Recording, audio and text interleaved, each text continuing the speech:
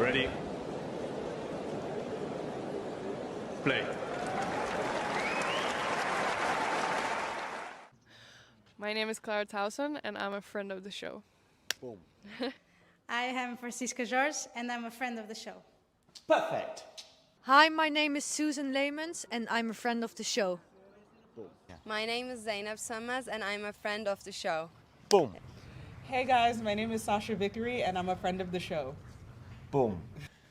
Hi, my name is Lloyd Harris, and I'm a friend of the show. Perfect.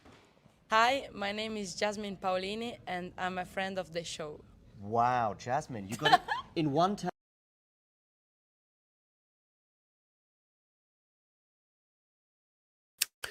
Yo, here we are to cover a match that Vansh was so excited for that he was literally in the stream for like 40 minutes waiting for it to start. He probably did not realize that there was a very long doubles match earlier.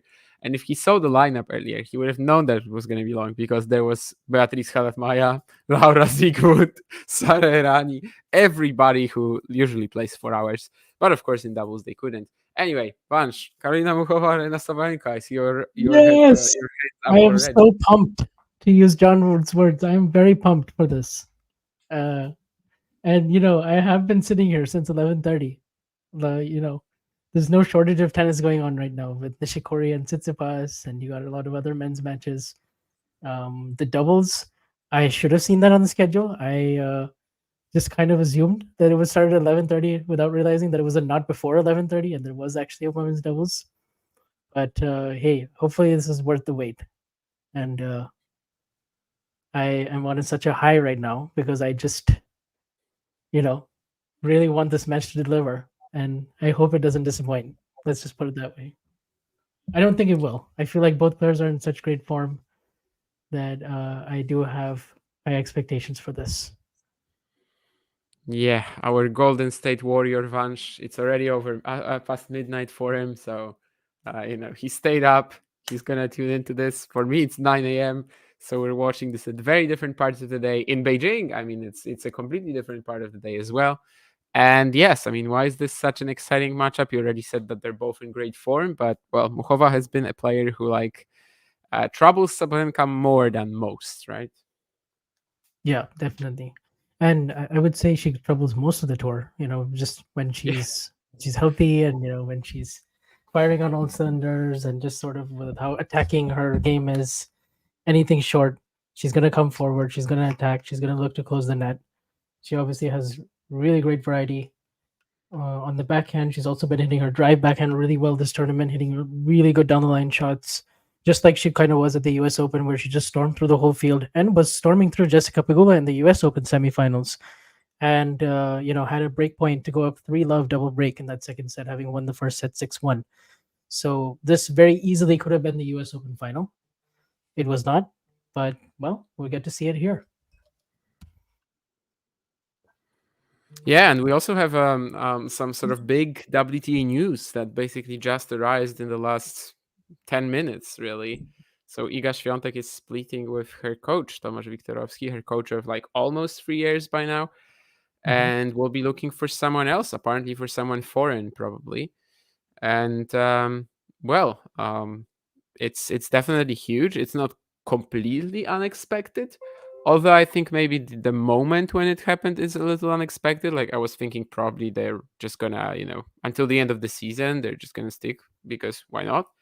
And then potentially look for something in the off season. But yeah, as of now, I mean, it might be that Iga is, coachless for Wuhan.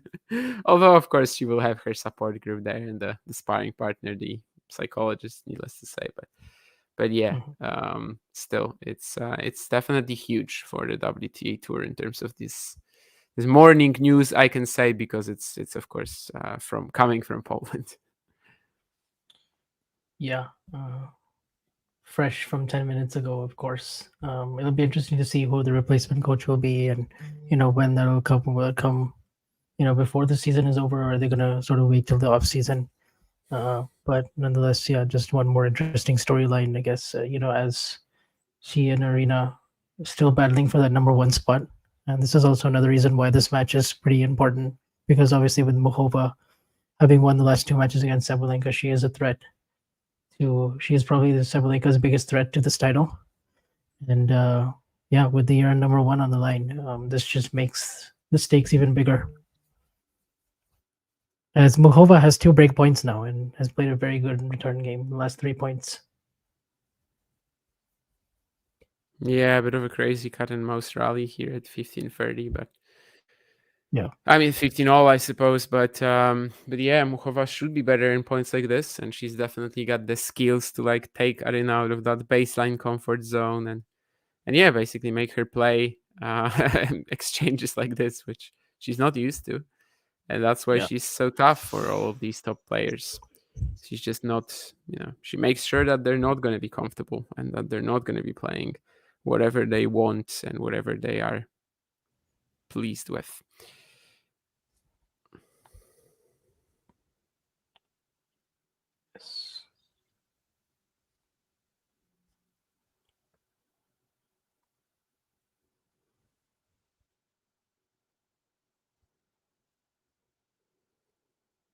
Well, Sabalenka with a second serve ace to save the second break point.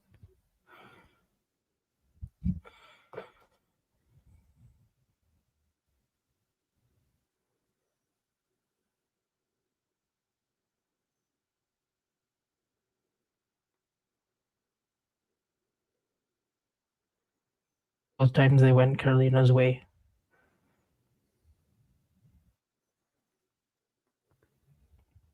Of course, the Rolling Arrows match, extremely memorable, with the match point save and the 5-2 down comeback. As many people were anticipating Sabalenka Świątek in the final of Rolling Arrows, just based on how their clay court swing seasons went and how they met in Stuttgart and Madrid that year. But it was Muchova who, well, won that match and also ended up playing pretty well in the finals. Yeah, she has a third break point in this game, and it will be a second serve.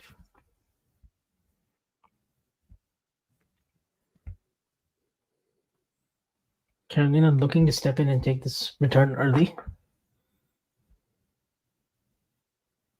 And well, Aryna finds a really big second serve, this time tailing away from Muchova, but Muchova gets it back and they're in a really nice rally here.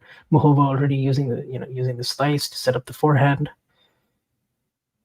Couple of decent drive backhands as well. Aryna is on the front foot though, and wow. You have Aryna coming up with a really nice squash shot on the forehand. Really well disguised. Almost looking to play a drop shot, but then just opens up the racket face a tad bit, waits for it, and then hits the sort of what's that? I don't know actually what the name of this shot is, but Federer used to hit this a lot. Like a sort of delayed approach, and then he disguises it as a dropper, but he actually just goes deep with the slice grip. Fake drop shot. Yeah. I think that's kind of how we call it, yeah. Yeah. Drop shot, but yeah. I mean, Roger was the first guy that I saw really actually use that on in some big moments. Yeah, it's reasonably popular now, but definitely he has the largest body of work when it comes to that shot.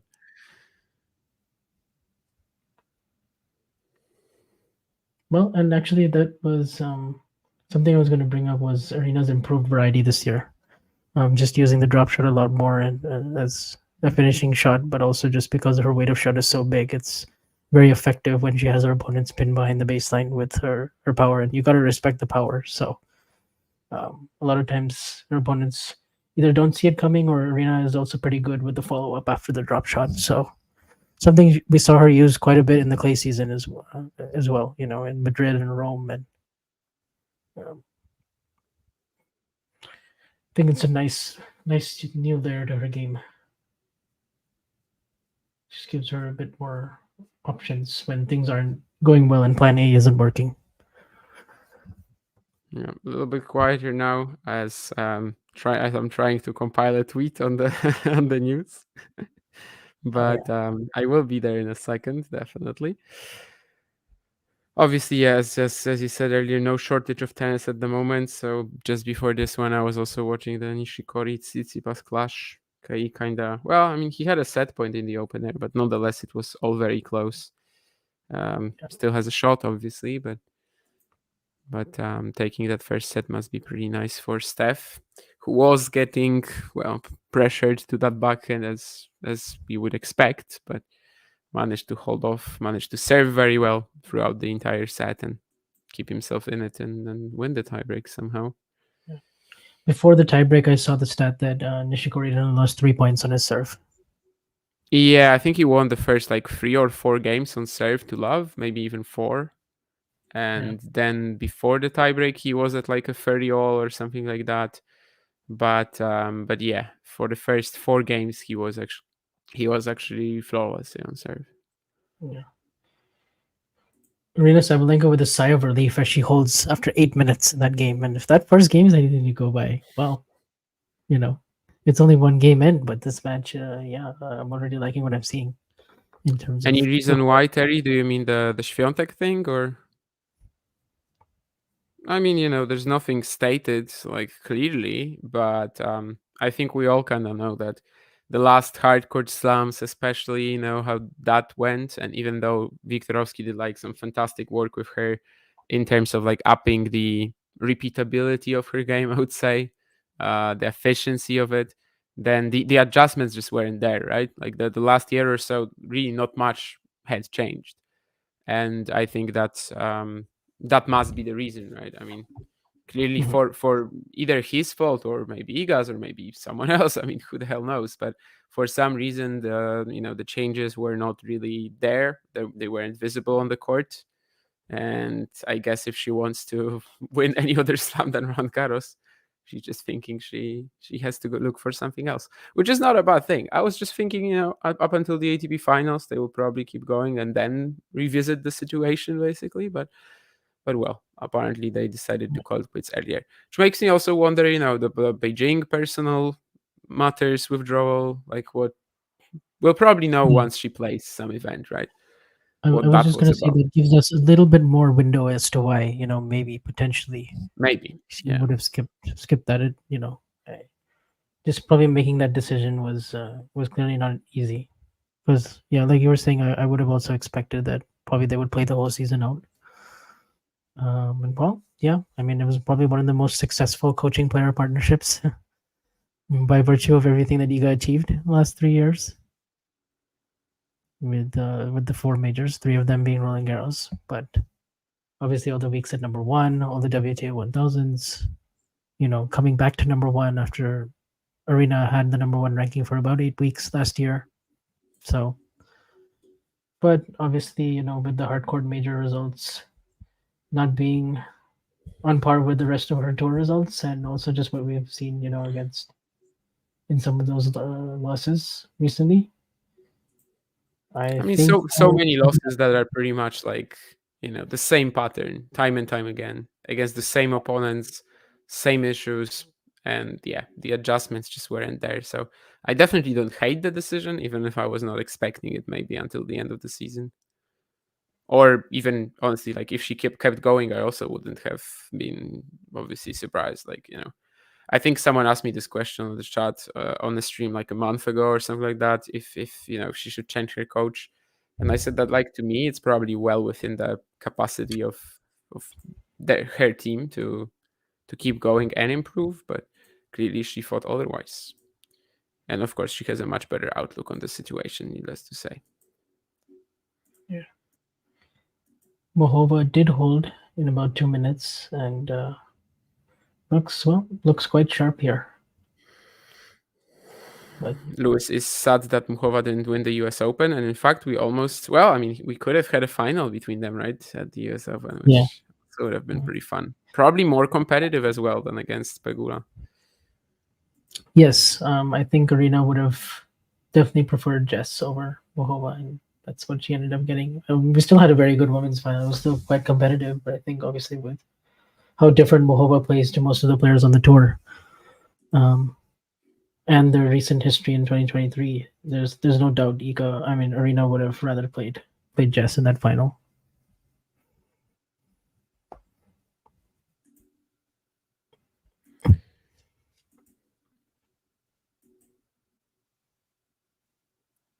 Muchova #1 this week in service games won at 93.5%.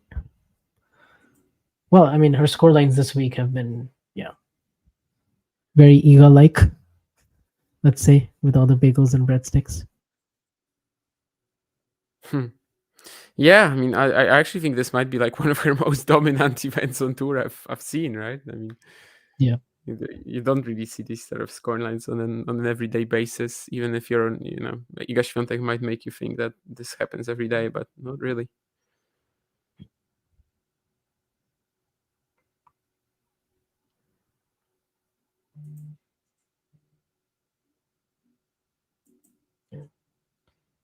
Okay, I've tweeted now, so I can return to action. So that Kay was also putting on some pressure in the second set, but Tsitsipas has held in the end. Matteo Arnaldi down to Zachary Svajda. Yeah, I was watching a little bit of that first set, and Zach was just doing what Zach does, making a lot of balls, hitting some good backhands, just somehow hanging in some of these points.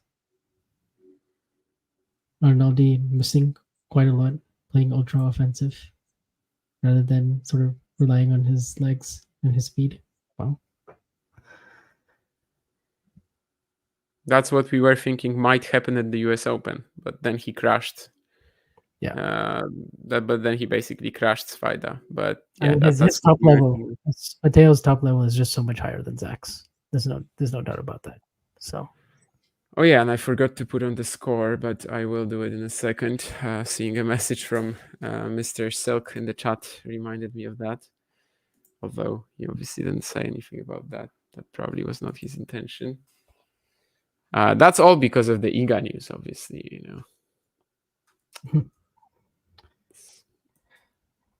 It's kind of on my mind now. And well, it's good that it didn't come out yesterday, I have to say much, because then our episode would have been like outdated very quickly. Yeah, that's true. Whereas right now it's fine, but like if it was released yesterday around the morning, then it would have been pretty weird. By now, I mean most of the people who are gonna hear it, they probably heard it anyway. So.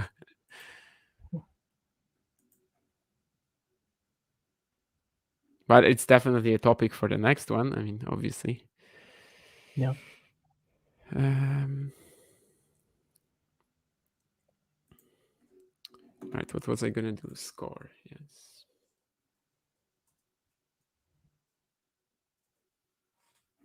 I remember thinking this would have even been a possibility for Iga last year, when she lost to Ostapenko at the US Open. Or maybe after the Tokyo loss, that seemed like another I think period. we were talking about that, yeah. But then, of course, it happened, Beijing, WTA finals. I think you said that, for you, it was even like a more impressive stretch than the win streak, so. Mm-hmm. Yeah, at least until Roland Garros, and then obviously after that, it's been tougher, but.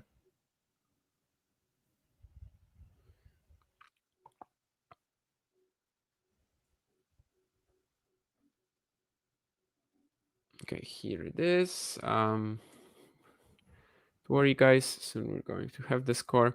Anyway, what was I gonna say? Yeah. I mean, maybe continuing until the end of the season would have like, would basically be something like that again. So like, if it goes well at the WTA finals, then maybe she starts rethinking her decision, and maybe then she's kind of stuck in this limbo for another season, where maybe she was contemplating that in 2023 already, but then the end of the season was so fantastic. Then how do you actually split with somebody if that happens? So maybe that's why this decision comes already now, rather than after the next two events, because I suppose that she's only going to play two events.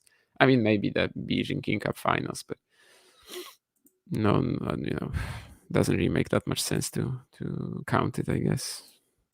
We'll see.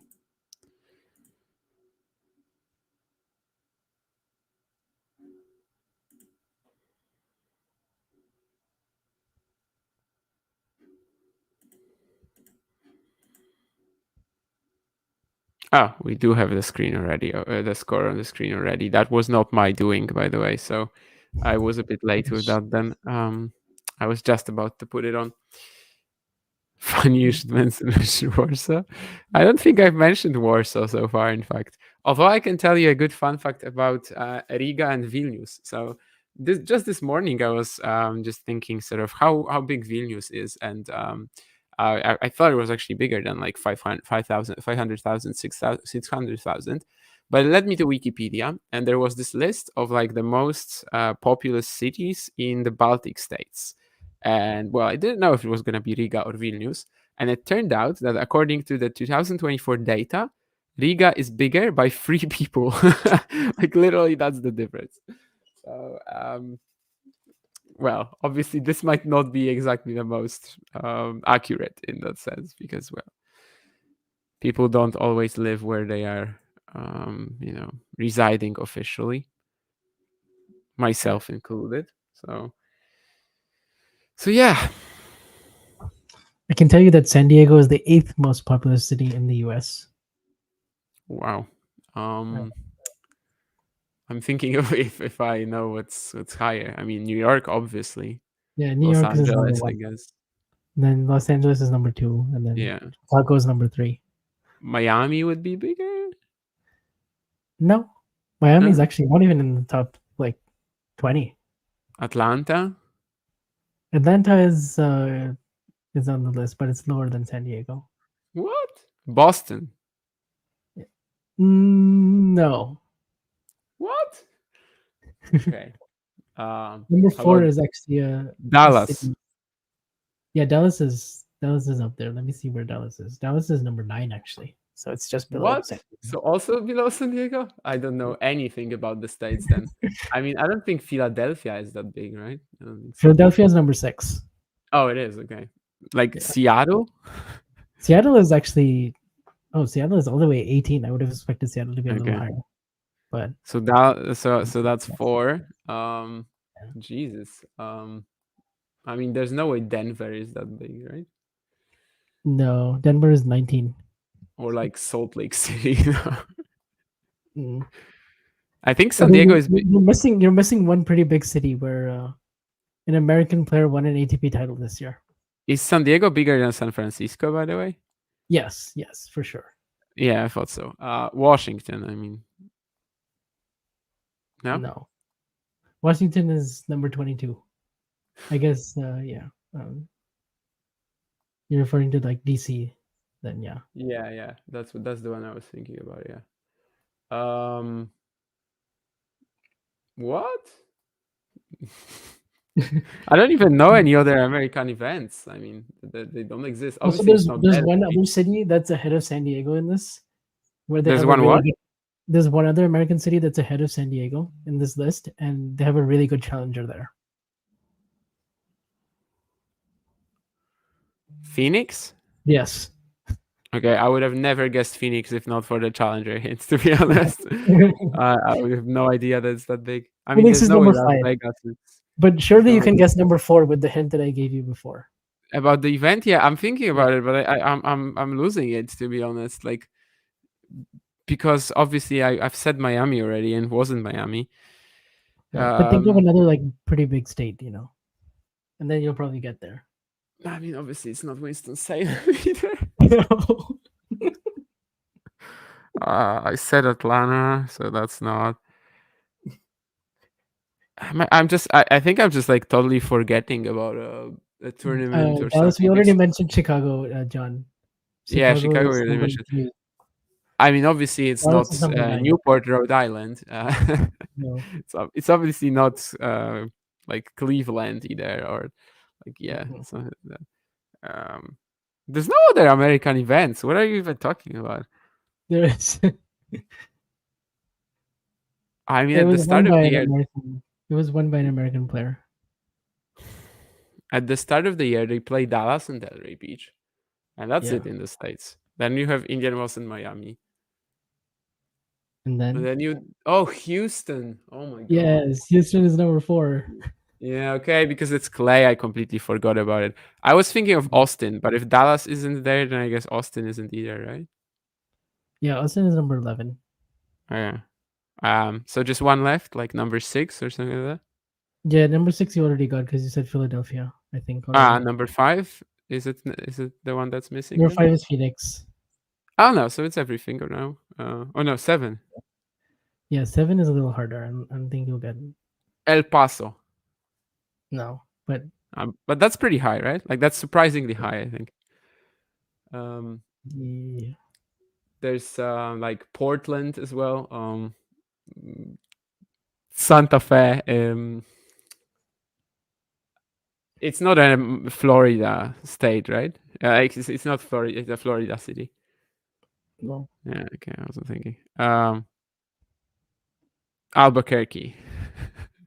No, definitely not in New Mexico. Okay. I mean, it's not Vegas. That would be easy to get. No. Vegas is next to no. Vegas is number 24, which is Okay. Yeah. I guess I would have thought even lower, maybe, but I don't know. Oh, Jesus. Detroit. Now, I mean, everyone moved out of that, right? Yeah. Where are we doing one of these Instagram things, top 10? No, I mean, for some reason, we're talking about American cities, and I'm trying to guess the number 7. I mean, we should probably watch the match, but I will be thinking about it. And from time to time, I will just throw in, a random American city that comes to mind.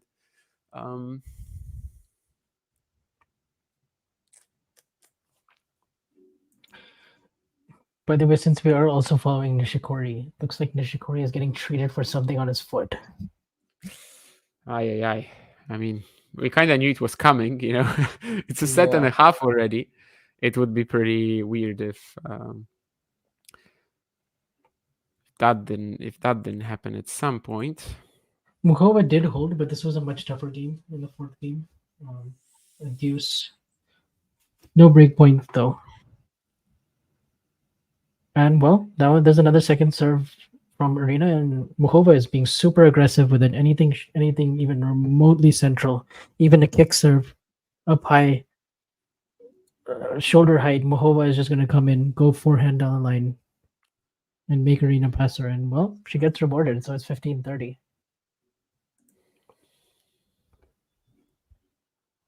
So far, yeah, I mean, we're only in the 5th game, and we've played like about 25 minutes. And like 15 at least have been on the Sabalenka serve, I would say. Yeah. Of course, I mean, okay, maybe that's not accounting for breaks, but yeah. Most of them, anyway, have been on the Sabalenka serve. Yeah, it looks like this is a proper medical timeout for K. And it looks like it's his left leg. He's still on serve in the opener. I mean, the second set. Just to be clear, San Diego is the second biggest city in California. Yes, behind LA. Okay. Now I was just starting to question like Sacramento or something like that, basically. I kind of knew it's not, but I'm running out of options. So I think it's like New Orleans or something like that. No, that's too high for New Orleans. No? How big is New Jersey then? New Jersey is also not actually not that big. Okay. Yeah, I thought one of these was like surprisingly high on the list. I just never knew which one, but apparently no. Apparently neither is.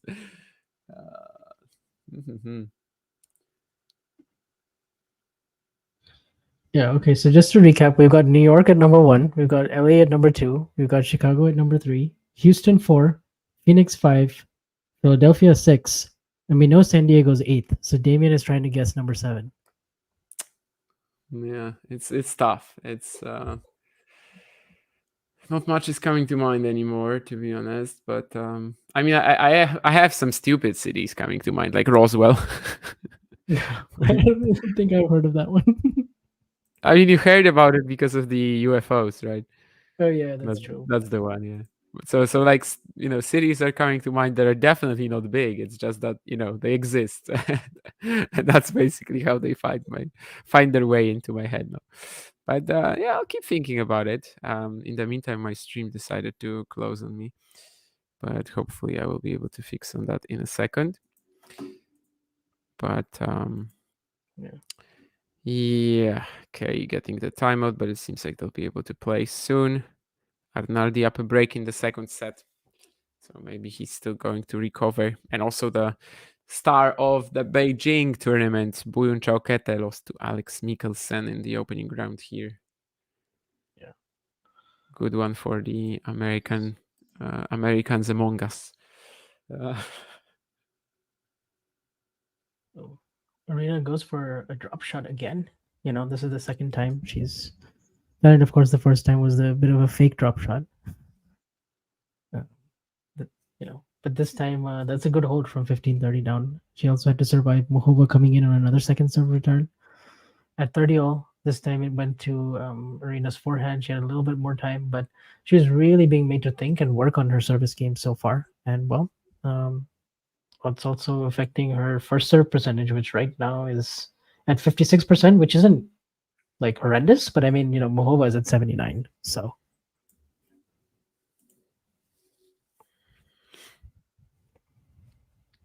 To the best of your knowledge, has that city ever held a challenger or an ATP Tour event?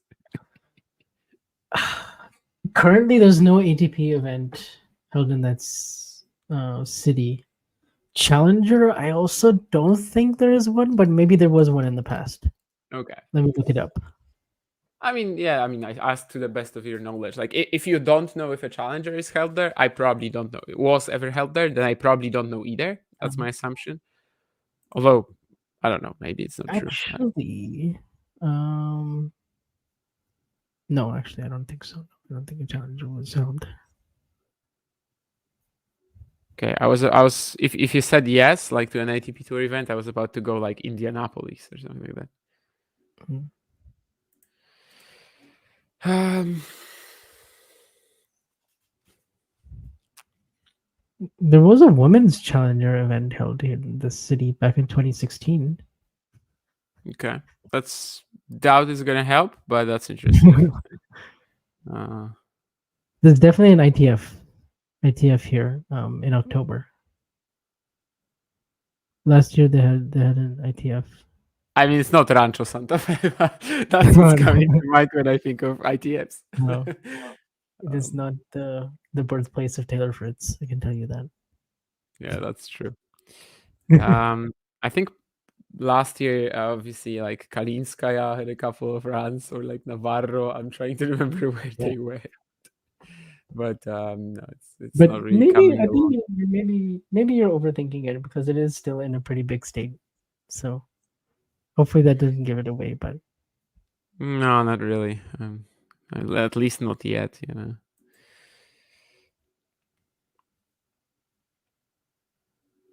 Yeah, this time it's Muchova again with the drop shot, backhand on the line. Aryna did get there, but Muchova didn't have to play another shot after that. So.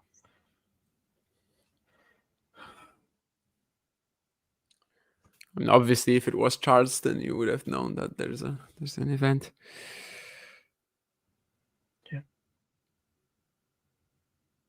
Yeah, but so far, 30 minutes in, we are definitely looking at a pretty solid start for Muchova. Of course, we know that she can like literally, produce shots and produce the type of plays that other competitors can't, and kind of take the game to Sabalenka in a way that maybe no one else on tour really can in that sense. But yeah, she also makes me believe that indeed this was a match worth doing. Oh yeah, I mean, I would have been surprised if it was just sort of a dud, Like I think there will be. You kind of put your reputation on the line on Twitter as well. Oh yeah, I did. Yeah, I just had really high hopes for it, and sometimes that's not always the best thing, but. Of course, later on, also a pretty good match, Mira Andreeva, Kinvenženk. I suppose Vansh will not be watching that one, but. Yeah, I think that would be too late for me. Can't blame you. Sabalenka this time again with a last-minute change-up with a drop shot. Yeah, that was good as well. I mean, I had no idea what she was going to do with that shot. Yeah. basically. So many options, but still not a part of the court where she's usually that comfortable. And yet she comes up with something that Muchova basically couldn't even respond to. By the way, if Sabalenka wins today, she will be just 19 points in the race behind Świątek. Yeah. So she would need a final to, get there. Yeah. But then to be like reasonably ahead already. I mean, we might even see a closer race to, compared to last year, or we might actually see Sabalenka winning this, making the semis in Wuhan, and being in a great position before the WTA finals. Lots of possibilities there. Yeah. Well, that was a nice ace out wide for Muchova. That's her third ace so far. And wow, Stefanos Tsitsipas, it's a forehand return on the second serve. It's a winner from way behind the baseline. So he's up a set and a break now. But Nishikori does not look great physically. I think he's still going to try to finish this match because, well, Tsitsipas is like 2 holes away. But I think that first set was very important for Kei. And once he lost it, it was kind of tough to see him come back in the match. Are there any well, I guess if it's a big city, then that's a stupid question. Okay, let's just choose a league because How about I this? wanted to ask. Choose the state first, and then I'll tell you. Okay, yeah, I mean, because I wanted to ask if there are like big four, if there are like big four teams in it. But if it's a big city, then definitely they are. But is there a famous NBA team? Yes, there is a Okay, famous that will help. Like NBA is the only league where I more or less know the teams, so that could help. Although it's not actually helping all that much. It's actually a pretty famous league. Like all of them I already named. I mean, you said choose the state, so like what? I mean, you said it's a big state. Yeah. I think California is obviously out. Miami, I asked if there was something from there. What's another with a lot of cities? I mean, it can't be Texas, reasonably. Why can't it be? Yeah, it is. I don't know because I thought Dallas is the second. So I guess it's not Houston or Dallas from Texas that I know. And Austin, John already guessed. I would have guessed that too, but that's not it. I mean, I guess you would have known. Austin is a good guess, though. If I didn't know, I would have guessed. I would have guessed Austin too. But Austin. Yeah, I would have guessed too for sure if John didn't. I mean, there's ITFs in Fort Worth. Yeah, Fort Worth is number 12. But that's not an NBA team, so that's a problem. Fort Worth is number 12, really? Yeah, I was surprised. Oh wow, too. never would have thought that. Yeah, maybe. Obviously, we did have a huge event in Fort Worth, tennis-wise, a couple of years ago. Oh yeah, right. Yeah, I forgot about that.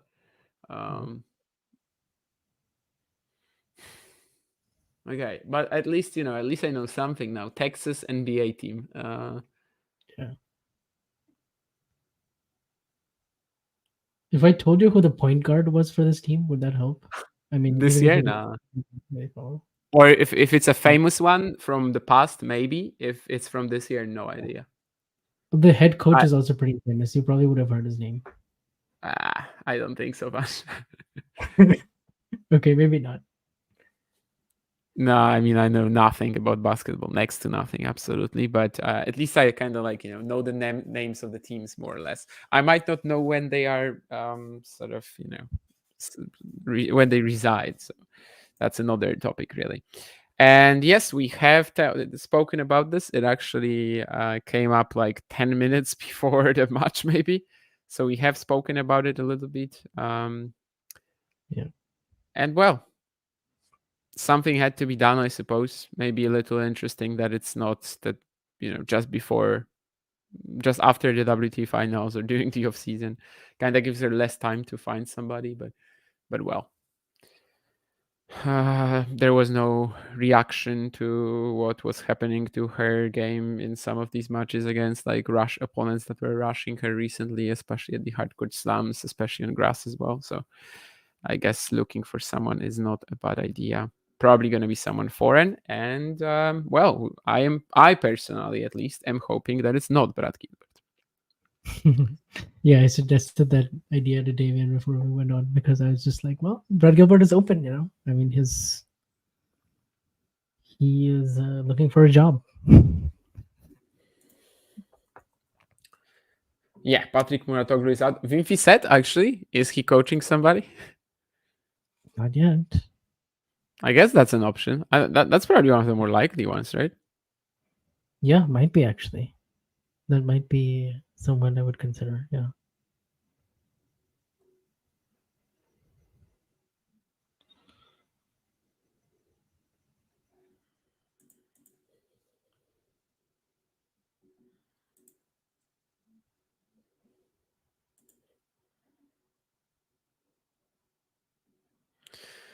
Okay, I'm running out of options, so tell me the point guard and the coach then. Okay, fine. So the coach, his name is Greg Popovich. Okay, I mean that's a name I've heard, but that doesn't mean I know which team he's associated with. Okay, I'll tell you the point guard is Chris Paul. Oh no, that's not gonna help. I know Logan Paul and Jake Paul and Tommy Paul and I don't know, some other Pauls probably as well. Iga Świątek is a Paul, I definitely know.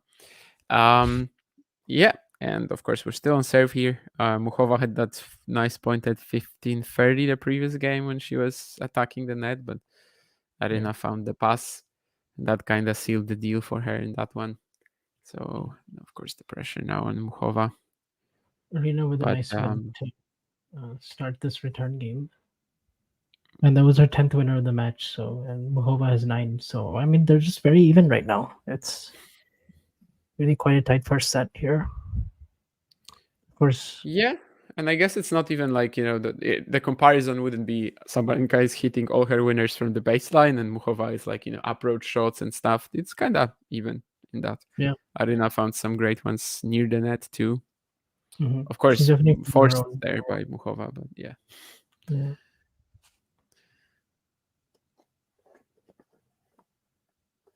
So far, it's not a set after which Sabalenka will say to her team, not much of a challenge. No, not at all. Or if I didn't state it too explicitly, not Muchova a challenge.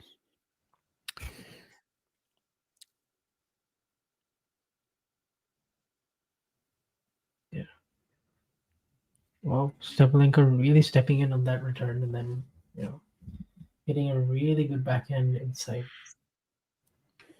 out here. Well, I guess that's the second game in a row though. She at least has 30 all in the Muchova serve. Hasn't got to break point yet. Let's see if Muchova goes out wide again on the deuce, and looks like she does at 30 all. And then she goes behind Aryna, which is very successful this time because she's been hitting that +1 into the open court really well. And well, this time she's like, okay, I'll just hit behind Aryna, which is a good play. She's also one of the only players I've seen on the WTA tour, like who hits the delayed forehand approach down the line and then comes in. Like, it's actually not that common. I've seen it more on the men's game, that forehand approach shot down the line, followed by a volley in the open court. I mean, how many WTA players do you see approaching on a regular basis in general? Not very many. Yeah, usually then it's like to set up for a drive as well, a lot of the time. Yeah. Maybe Leila Fernandez when she's like trying to go backhand on the line, like a line drive and then come in. That's maybe one example. Definitely not Iga Świątek. Maybe after her, you know, new coach. Yeah. Maybe we'll see Iga kind of reintroduce a lot of the variety that she had in 2019 and 2020, parts of 2021. I think that must be the idea, honestly, because otherwise, why not just keep going? Yeah. Yeah.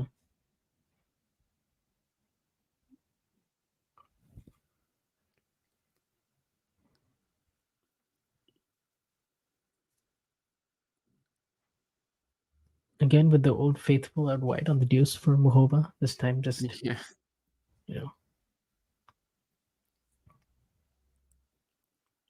no wasting time. Just if the return is like short enough, or at least Sabalenka is out of the court far enough, then yeah, it's instantly just coming in and closing out the point. Yeah. That, of course, is also contributing to how much play we've seen, or like how many minutes of play we've seen on the Sabalenka serve so far compared to Muchova's. Yeah. Well, we're dead even now, 43 minutes in, 4 games apiece. Also, I'm remembering their first 2 sets at Roland Garros were tiebreak sets, and they split them. With Muchova winning the first one in a tiebreak, and then losing the second in a tiebreak. Then winning the third in a bit of a crazy one. Okay, so I came up with an ABA team. I don't know if it's in Texas. But there's a player in the 2000s. A player that I can think of is Tony Parker. Tony Parker, like on who was associated with that team, and I think that might be it. But actually he was, yes, he was associated. San Antonio Spurs. San Antonio.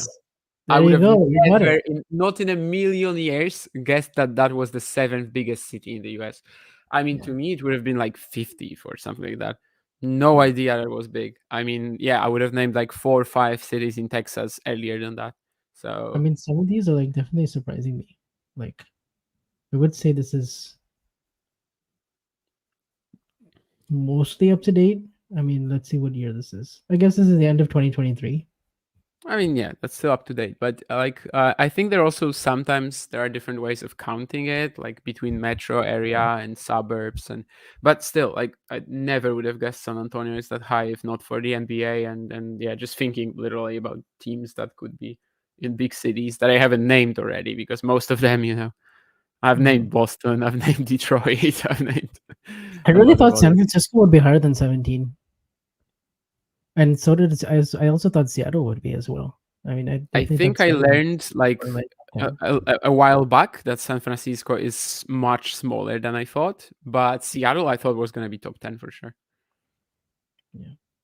Of course, all these cities, they also have like, towns and counties like pretty much nearby on the border. And it's kind of just depends on, if the census is counting only the ones in the exact metro like area of the city, like literally like downtown, or if they're including those other counties surrounding it. Yeah. In Poland, I live in this like tri-city area where basically if you count all 3 together, then you're gonna get the 2nd biggest city in Poland. But if you don't, then I live in like the 20th probably or something like that. So it it really depends on the methodology, but yeah, still, I would not have expected San Antonio to be there in any shape or form. Definitely not above Dallas, Austin, or Fort Worth. But, well, you learn something new every day. Yes, indeed.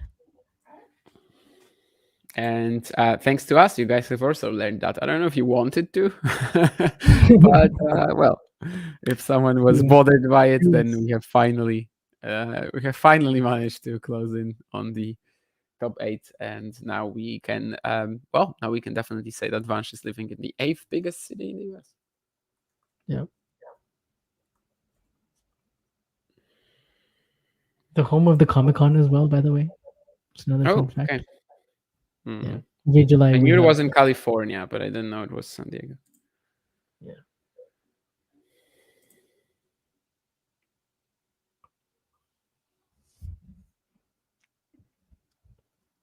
Also, where the famous movie from Ron, the Anchorman, was shot here. All right, so. Yeah. There's a lot of San Diego references there, right? Yeah. Also, if you ever seen the TV series Drake and Josh, that's also here. What? Drake and Josh? Drake and Josh. Yeah. It's like a comedy show. It was on Nickelodeon. I watched a lot of that growing up. Actually, funny when you were about to say when you said the word, when you started out by saying "try," I literally thought you were going to say tri-state, tri-state area. Yeah, that's also a thing, of course. Yeah. In the US, what was it, like Boston, New York, and something. Boston, New Philadelphia? York, No. Philadelphia, I think. Yeah. Or I think those are the three. Definitely Boston, New York. I'm not sure about Philly actually, but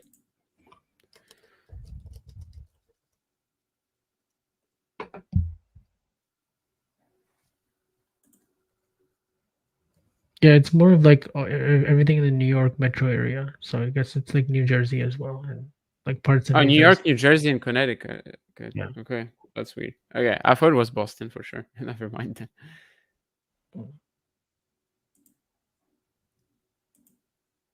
I mean, you couldn't really count that as one city, but yeah, something like that exists. El Paso 23rd. Okay, so I wasn't that horrible with this, I guess. Yeah, I remember it's pretty big. I guess the lowest I went was like Albuquerque or something. No, actually, Atlanta is 37th, really.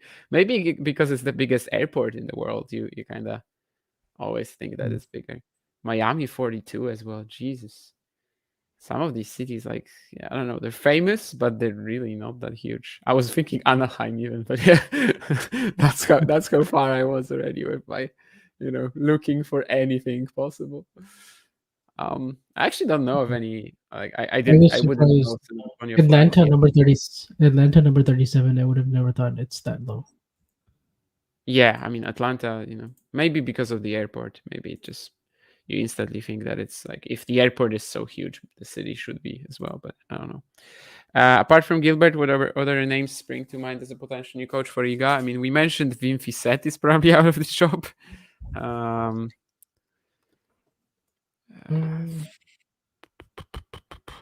mean, it doesn't need to be, that sort of like coaching carousel, right? It doesn't necessarily need to be somebody who was with a top level player just a second ago. But I mean, that's only. Oh yeah, I mean, why not? One of these like Tom, who is Tom Hill working with right now?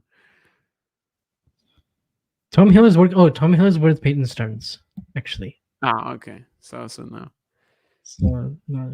Although if Iga Świątek approached him, I told him, okay, so you can work with me, the word number one, for about 10 times as much money. Yeah, exactly.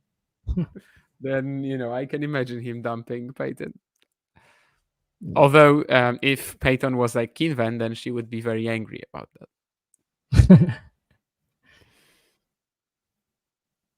Pereira not free. So yeah, I mean, I don't know. It's like some Sumek working with somebody, just I don't know. Maybe it doesn't need to be a huge name, but I mean, yeah, if we're kind of looking for somebody, then obviously it's these huge names that we can think of mostly. I'm not naming anyone from Poland since apparently they were talking. I mean, it said in the article that they are talking to some foreign coaches. Who's Torben Beltz working with? I mean, he previously. Oh, okay, maybe that's Emma Raducanu, right? Torben Beltz. Torben Beltz. Yeah, I remember him, but I don't know if he's working with Emma right now. Emma has had so many changes that I really lost track of it. Keep up with Emma's coaching changes. That's too much. Yeah, there was that Andrew something guy. I don't remember what his name was. Yeah, Andrew. Wasn't that the first coach? Wasn't that the coach that she let go after she won the U.S. Open? Yeah, she let him go, but I think he came back later or something like that. I don't know. Does Sasha Bayan have a job? Yeah, I don't know. Pliskova maybe, but I'm not sure. Yeah, maybe. Well, this double fault might put Muchova in a pretty tough spot, just 2 points away from losing the set now. I think the last game was also 30 all on serve.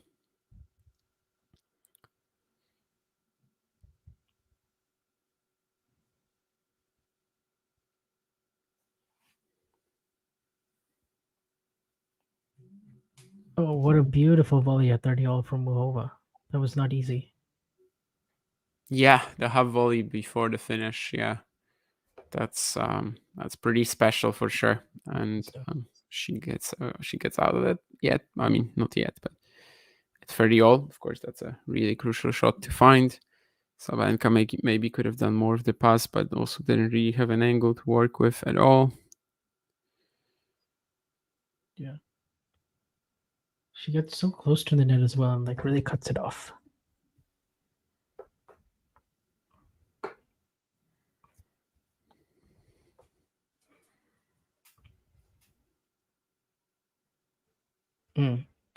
This is where sometimes I think Muchova can get into trouble when she's having to, like maybe absorb the pace with the two-hander. It's coming like really fast at her, and she sort of doesn't have the time to go to the one hands, like on the slice. Well, this time also, Sabalenka had a second serve to work with, and I guess this is the third straight service game though that Muchova's serve is under pressure, so she is at deuce. Yeah, things have turned a bit since the beginning of it when she was just like winning everything easily. Well, now, yeah, we see Sabalenka, again going with some pace to the backhand. Yeah, 2 points maybe in a a little row. bit of hesitation there from Muchova, given the last point was pretty much the same, and she went for the top spin backhand. Now she goes for the slice. Also too late. So it's a set point now. And yes, Aryna will have a set point. And she'll also have a second serve to work with.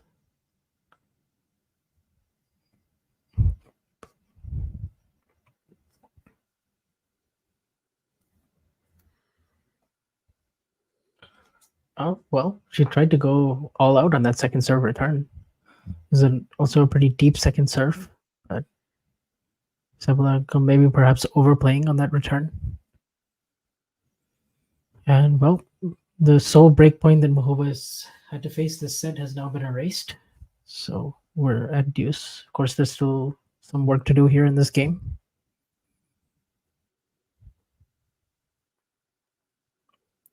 Yeah, I mean, Muchova was doing so well in terms of making first serves, but this game, she's like, it's like 4 in a row now. So,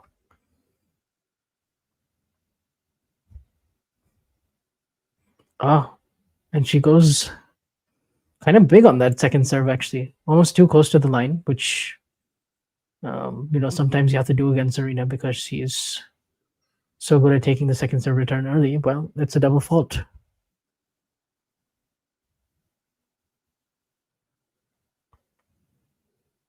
So, set point number 2.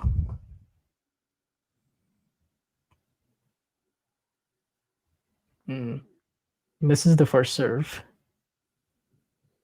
So she's kind of going to have to come up with something pretty good here.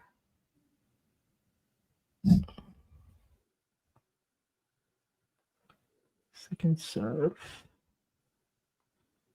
Oh, and she managed to get just enough depth on that two-hander. Just guided it down the line. Good control. Sabalenka overplaying a little bit. As, by the way, Gael Monfils has just won a 3-setter over Sebastian Baez. So he's through to the next round. Of course, if we didn't mention this earlier, but Tsitsipas also held the next 2 games after breaking K, so he's through to the next round as well. And yeah, I guess he evened the head-to-head now with K because K had won 2 times against him. 2-1, yeah. I mean, Montreal was obviously this year like pretty striking in how K just totally demolished him, really. What was the other win that K had? I'm trying to think. It was I know 2021 Miami was won by Steph. 2018 Tokyo. Oh, okay. Yeah, that was way before. That was before Tsitsipas was a top player. Yeah, if I didn't check that yesterday, then I wouldn't have known either because it was just ages back and yeah, not really a big match at the time. I think K made he got to the final again. Yeah, and then lost to Medvedev. Yeah. But then he beat Medvedev the next year in Brisbane in the final. And, well, hasn't won a title since 2019 Brisbane. Maybe he can beat the Dimitrov title-less streak. Yeah. I mean, we also saw Cilic win one. And so I like that the Cilic and Nishikori resurgence is simultaneously happening. That's a very cool story. Given that they'll forever be linked with that US Open final. And, well, that was a very good hold for Muchova. I mean, certainly very tense. Had to hit a lot of second serves. So this first set, it's really living up to, well, the high bar that I had set pre-match.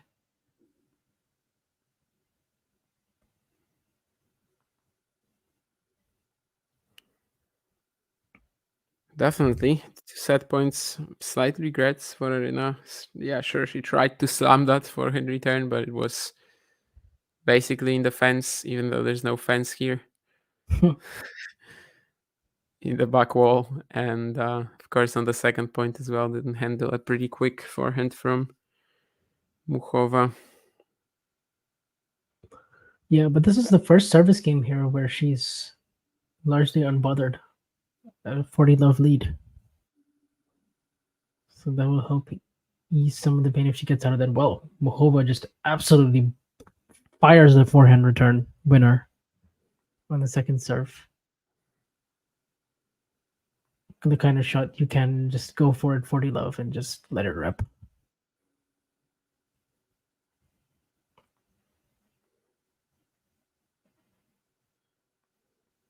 course, return winners have been a big feature of this match for Muchova. That was their fourth this set.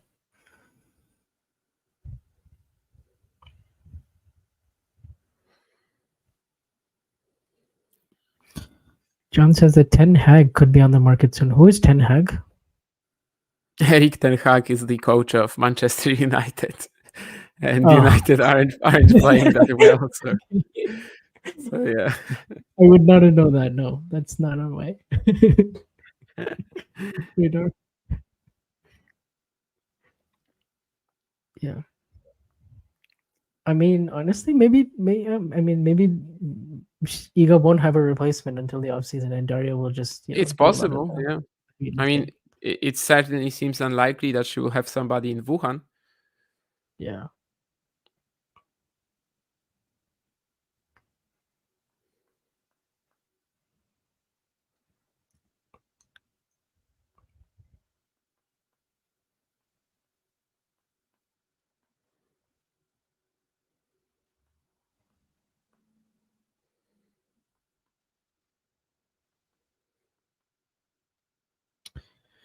No, we do not know what the personal reasons were for her skipping Beijing. But I guess, this news today, does sort of hint that there have been, that could be a part of it. Maybe just, figuring out sort of what to do. But I don't think we'll know until she comes back and they ask her in press.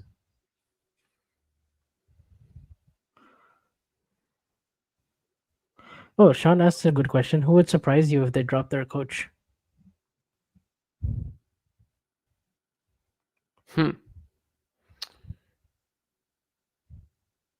Well, if like Carlos Alcaraz, decides to get rid of Ferrero, that would be very surprising. Yeah. Probably gotta go for some of these guys, like some of these that like basically have been with each other forever, and it seems like they will always be. And well, it's still going great, provided it's still going great. Because with Hurkacz, like we were talking that, this might not be. And yeah, actually my first thought before you said Alcaraz was what John is saying. So Dubov for Aryna. Or like if like Shelton got another coach, which might happen later in his career, but right now it would be kind of surprising. He had a different coach earlier, right? And then Brian Shelton, of course, quit on his job at Gators. So he did, yeah. That was some point last year, like mid last year, maybe. Yeah, I don't remember the timeline, but definitely happened. So maybe he just went the entire season. Maybe he finished the college season and then. What else would surprise me? I think if Mike Russell was let go by Fritz, that would surprise me. Yeah, certainly. He'd done so much good work with Taylor physically.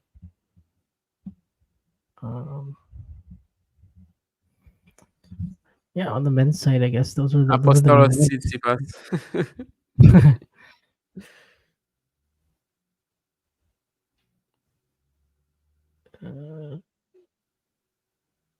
Medvedev and Jill Savara. I mean, they've been together for a while.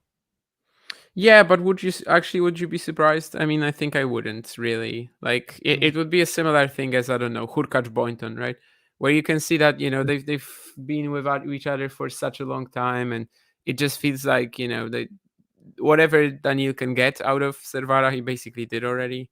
Like the same way I wouldn't be surprised if Rublev let go of Vicente or I guess because Medvedev did add Jill Simone, so there is that like combination. It is very common now to have like two coaches, like one sort of consultant and one like main coach who like does all the scouting and like Did tactics. Novak start that?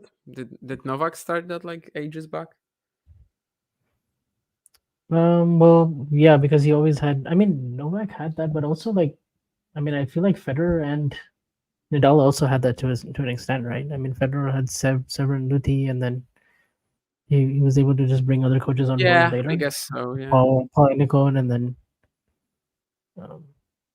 later. Yeah, you're right. I mean, all of them had it through most of their careers.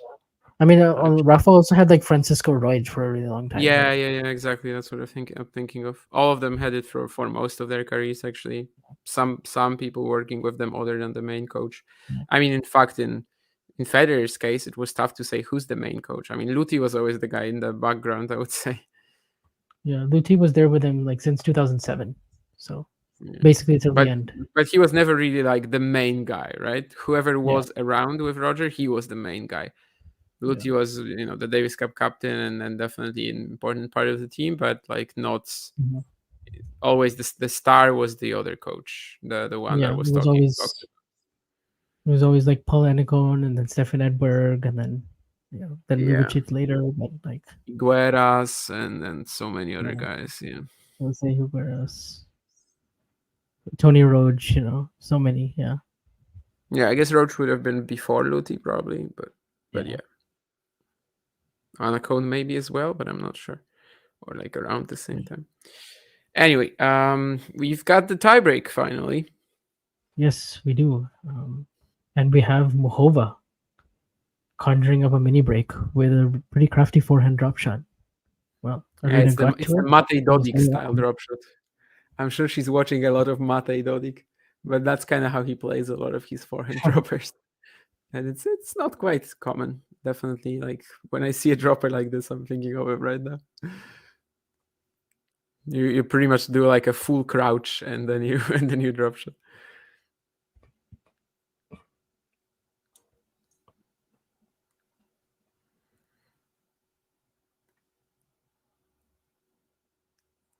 I think there's a Muchova coach on the market as well, like the former guy, whatever his name was. I actually don't know who his coach was. A Czech guy, but yeah, I'm thinking maybe that's also a possibility. I mean, Iga and Caroline, they train quite a bit. They practice quite a lot, so maybe through that connection, maybe. I don't know. And it would make sense in terms of like the things that Niga would probably want to add to her game. Well, this time Muchova does hit a very good topspin backhand that goes deep, and then she's able to just set up the inside-out forehand and hit a very clean winner. So she is up 2-love. Well, the first serve is still like kind of disappeared on her, but she's doing well to kind of still manage these points. Yeah, it does seem like that two-handed backhand is kind of the just shot that if it works, she's gonna be winning a lot. But of course, yeah, now the first serve percentage kind of is hurting her with this double. Yeah, that was her third of the match, but yeah, she did also have one in that 5-4 game, which of course we mentioned Sabalenka had the 2 set points, but now she's able to retrieve the 1 mini break, so we're back on serve.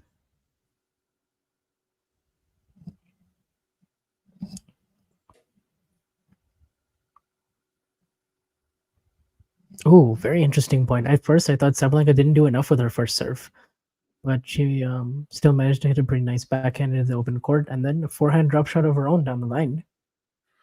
Yeah, but I mean, Muchova drop shot was was very Muchova's good. But pass Muchova, was kind of where it went wrong, though, right? yeah, tried to go I at the mean, body, but didn't get enough on it. And I would have liked her to, do more with it. Like just maybe gave her a put away volley. Like there's just, down the line. okay, it was directed at the body, but with no pace, and basically gave Sabalenka Sabalenka was the ready point. for it. She was There ready, was a and she had there was to. a decent down the line corridor as well. Yeah, I thought the down the line. I thought she would go down the line personally because she just. It was looking like it. It was looking like she was setting up for it, but then Well, and Sabalenka also hits a really good start +1 on the next point. So 2-love to 2-3, 3 points in a row.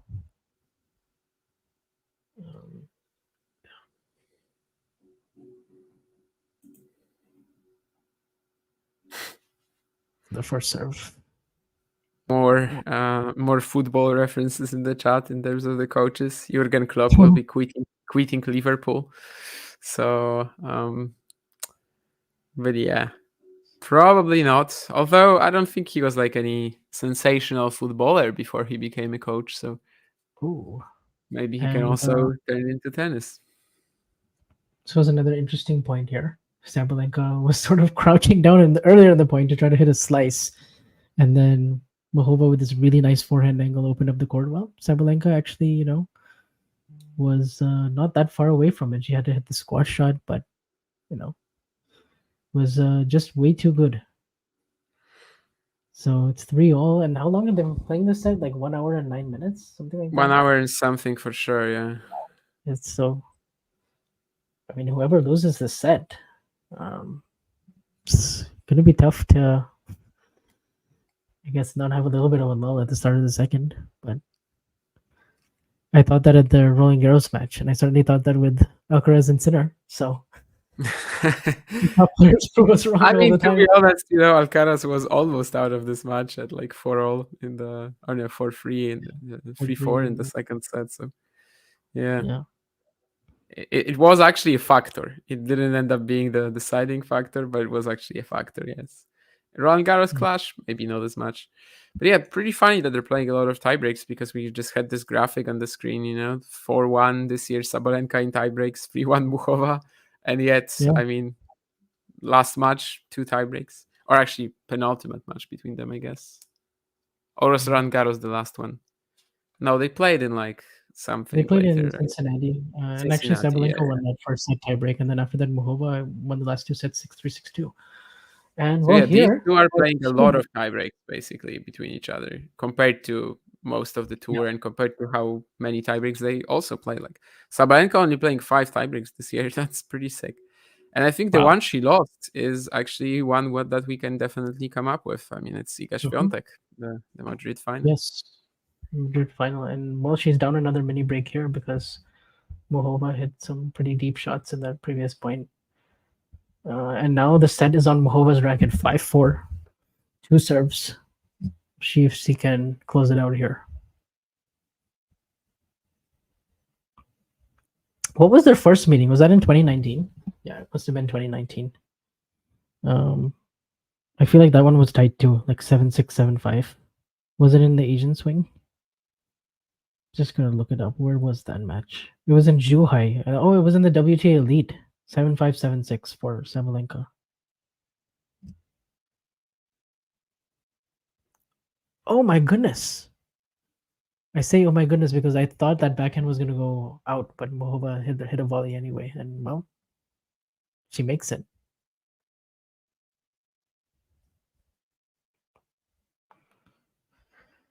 Yes, hello Matthew. This has been a titanic battle. It's been really, really nip and tuck all the way through. There was a phenomenal forehand volley from Muchova, and she has 2 set points, 1 hour and 10 minutes. Neither player has lost their serve, which is of course pretty rare in a women's match these days. Even the really best clashes between the top players usually see more breaks of serve. Damien is not here right now because his internet just stopped working, but he will be back, I'm sure. And well, Sabalenka is still not out of this set as she hits this really good inside-out forehand. It targets the backhand of Karolina's with a lot of pace, and Muchova isn't quite able to absorb it, so it is back on serve. She gets to get one of the mini breaks, and we have a second set point. Sabalenka also had 2 set points earlier before the tiebreak when Muchova was serving at 4-5. All right, set point here, and it's going to be a second serve. 5-6 in the first set tiebreak. Second serve, what is going to happen?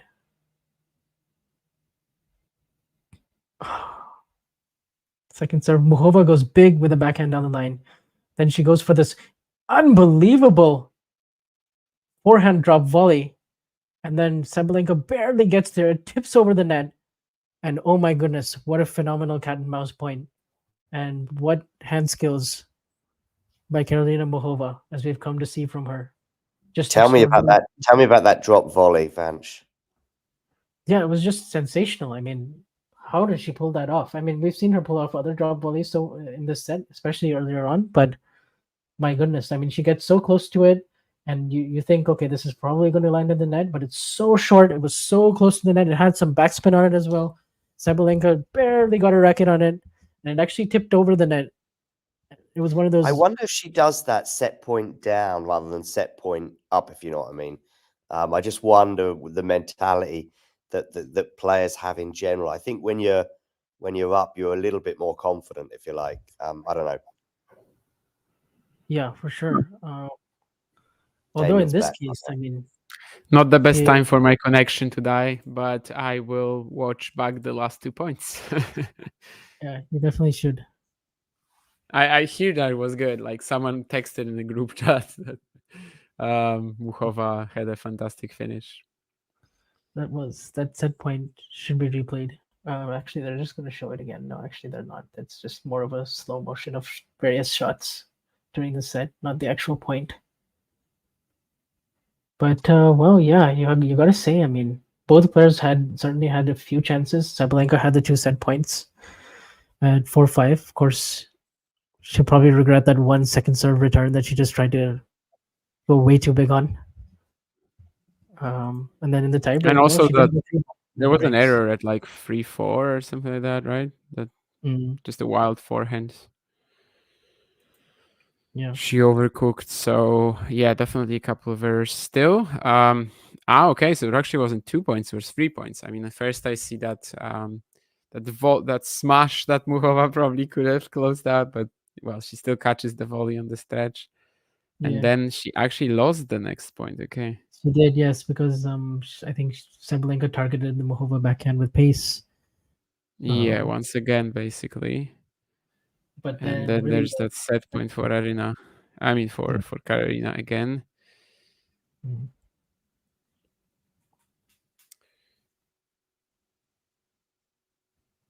Ooh, okay. That's another sick half volley. I know. And of course, also needed to keep her cool on that last shot. That was not easy. Not easy. I mean, especially with the net cord and it just tipping over. You know, it was somewhat awkward. So. And yes, Matthew, this has been a titanic battle. Absolutely, I think we can say that. Yes. So far, I mean, 1 set in, this is some of the best tennis we've seen all year in terms of a women's match. I don't know if it'll get talked about a ton, just because I remember this depends happened last year on the rest of it, right? I mean, Muchova wins the 6-4, probably not. You remember last year we had that epic quarterfinal with Garcia and Iga? Yep. I mean, of course I do. Yeah. 2 tie breaks and then a 6-1 set. But even that 6-1 set, you know, was a pretty good set as far as breadsticks go. So I think this one is kind of on track for that if this continues. I mean, we also had the Roland Garros match where it was 2 tie breaks and we actually did not get that letdown that I was talking about that happens so often. Yeah, we probably need 3 sets for this to be like in the conversation for one of the matches of the year, because there's actually a lot of other options on the WTA Tour this year. I think so, yeah. There's quite a few actually that you could think of. But this is definitely a set where both were playing pretty well at the same time. I mean, it had a lot of drama, I guess. How long was this first set? Like 1 hour I 17 don't know, minutes. Okay. 1 hour So, yeah. 17. Yeah, you've got the 2 IGA matches, the one against Aryna in Madrid, the Osaka Yeah, one the at Madrid Roland one is going to Garros. be so hard to top. I mean, that You've is like, got that's for sure number one. Vekic Paolini, you've got Blinkova Rybakina, and yeah, that's a very strong group. I guess it's just a tie break. I mean, before that, it was not really that good, but okay. Yeah. I mean, still, I sure. think it's going to be in the conversation. Like, I'm not saying for number 1 spot, but, you know, to fill out the other places on the list. It's going to be the San Antonio to Sabalenka Świątek's New York. Yeah, I like that. Yeah, actually, you have the 2 ego matches for sure. The Osaka match and the Sabalenka one. That's like, I think that's going to be most people's top 2. Like when the year is over, assuming I think so. we don't get like an absolute banger. Of course, the Madrid tournament. You are muted. I'm back now. It looks like. Yeah. Okay. Testing the mic again. Yeah. I think my mic is back. So. Yes, it is. You were saying something, but I. Yeah, I think John is also talking about it. I was talking about the Madrid tournament in general, like how great it was on the WTA side and the semis, as well with Sabalenka. Rybakina Sabalenka, I guess. Yeah. Yeah. Maybe John is talking about the Madrid tournament because they didn't accept him this year. I don't know.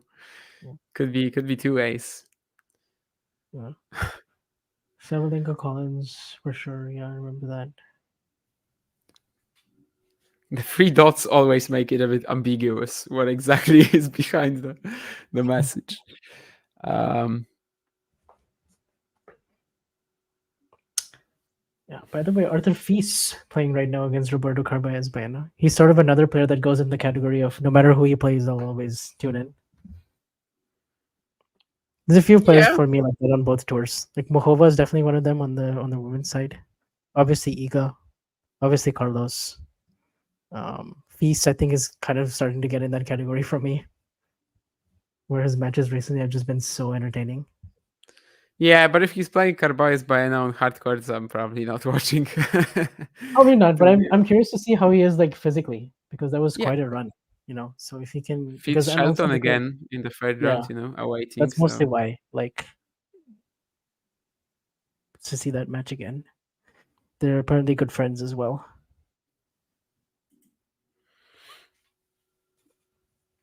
Well, yeah, Muchova continues more of the same, you know, with firing winners. Forehand doing a lot of damage. But I will say, you know, the backhand for me during the US Open as well as this, when she's like controlling it and she's having to, you know, like redirect balls down the line with it and play with a lot of depth, that does set her other shots up really well. You'll see this backhand. I think that's always been the case, that like when that is working, then like everything about her game is really coming together, and that's when you see the proper, like, you know, slam winning potentially level. Whereas when it's not, it's just a lot tougher. This backhand at 30-15 like did all the damage. Yeah. And it's like what I like about the backhand, the topspin one, is like, you know, compared to Barty's, it's like a lot flatter. Like she takes it really early. Like it's made for like absorbing pace. She's not gonna hit a topspin backhand. I know she did, but you know, it wasn't. I'm saying Muchova's is better. Like Muchova's topspin backhand, I think, is better than Barty's. I'd have to rewatch an Ash Barty match. I don't remember her having a topspin. I mean, Barty's slice is better than Muchova's, but her topspin is not better.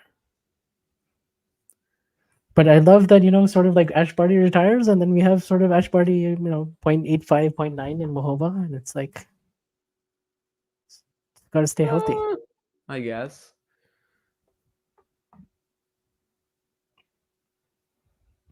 She plays even more creatively. She does, yeah. I mean, she actually reminds me more of like some of the ATP players than like a WTA comp is just not really going to be. Yeah, Ash was very much still about like a simple pattern of just slicing and trying to set up the forehand with it, whereas Yeah. Muchova just does a million other things really. Well, Some stats of the opener, of course, not much to say really about that. 3 points more won by Muchova. yeah. And The party super did so tight, well. 73 minutes. Was just serve unbelievably well. Like towards the end of her short career, Yeah, she was for like her height. unstoppable in serve. Like for 5'4", 5'5", like she just had like pound for pound, like maybe the best serve I've seen for anybody, like with that stature. It sort of made me wonder, like, why more other shorter ATP players can't serve like that. Diego It's something to say. Schwartzman, where's your serve? Yuta Shimizu, where's your big serve? Yeah. I guess Shimizu's isn't horrible. I mean, Diego's was, just mediocre, average.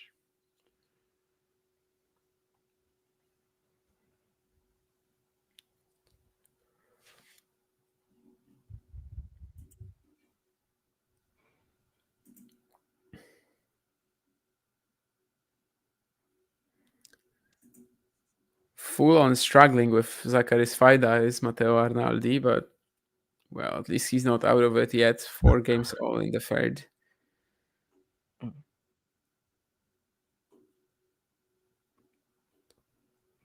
It's also another play that I think Muchova is doing really well is when Sabalenka goes for that kick second serve and tries to get it out of Muchova's strike zone. Like Muchova is just taking the backhand up the line. And then, like, how we saw on the set point, like the backhand on the line was on the return was something that put her in position for that first half volley. Yeah. And the previous game as well, 30-15. Yeah. I mean, just the forehand as well, like when she's in the middle of the court or when she's forced to kind of go behind the opponent, it's like you can't really read it. Like Sabalenka at this point has no idea this forehand is going down the line. Like, yeah, especially as she's taking it so early without any like real setup. Yeah. Nothing you can really guess it from. Oh, it's just kind of a that's a sitter that basically gives Sabalenka the game. Yeah. And who actually would be also there are 2 players on the WTA tour I can think of right now who will be very happy if Karolina Muchova wins today. Really? Yes. Like still left in the draw? One is in the draw. One is not. Are you thinking that like Coco Gauff? Like, you think No, like I'm thinking of Iga Świątek. Oh, okay, not in the draw. Okay, yeah, then Iga, of one course. in the draw, one in the 100%. draw, one not in the draw. The one not in the draw I'm thinking of is Iga Świątek, and there is also one in the draw, which is Kim Zheng. Okay. I mean, she has a absolutely horrible matchup with Sabalenka, and Yes. probably doesn't want to come into her in the semis. Yeah. That's true, and she did beat. She does have a win over Muchova this year in the Palermo final. Still very early in Caro's comeback, but yeah. And so does Badosa, because Badosa beat Muchova in the first round of Wimbledon, 3-2. Of course, they were also playing doubles here, actually. Well, yeah, they played one match and then they kind of made headlines by not playing anymore. Yes. Badosa took a lot of blame for that because I think she's entered 4 doubles tournaments this year, and like yes, at least the last 4 that she entered, she withdrew from. And but actually, I was there for the one in DC, and that was not her. That was Ons. So, that's definitely one that I can recall where it was not up to her. Like she would have played it, but Ons was I'm definitely like, okay, so Chromacheva probably also has, shouldn't be complaining about this to this extent because she still lost to these players,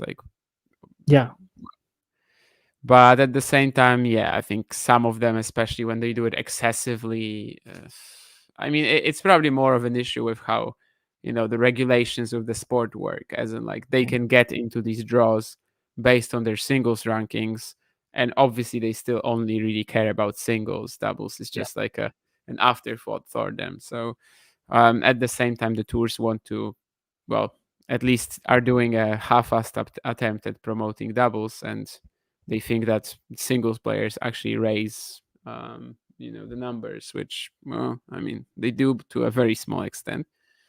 So yeah, I mean, I think it's more of an issue of the system than with Badosa or Macheva for that matter. But Yeah. Well, since that backhand sitter, there is a little bit of an opening now for Sabalenka in this Muchova service game. 15-30.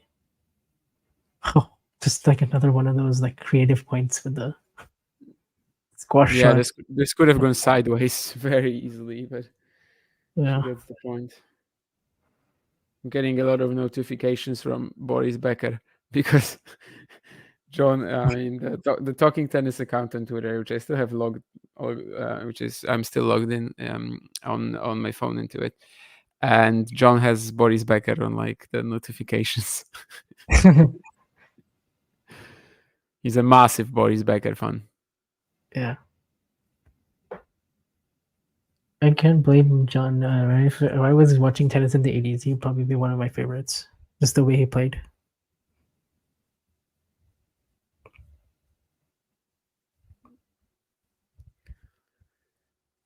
Well, we were talking about Breakpoint. a sitter in the previous game. Yeah, there's one more here on the forehand. And that's breakpoints down. So finally, after 14 straight holds of serve, we've got a break for Sabalenka. Yeah, there's a little bit of a level dip there for Muchova, gotta say. Yes, indeed. Even that 15-30 point was sketchy AF. And the point after that as well, with the forehand miss. It's a little bit of a level dip. I mean, I guess, yeah. In most cases, they don't really, come back to have a job instantly and everything. I don't know if it's really his doing for the most part, but yeah, I mean, I suppose so, yeah.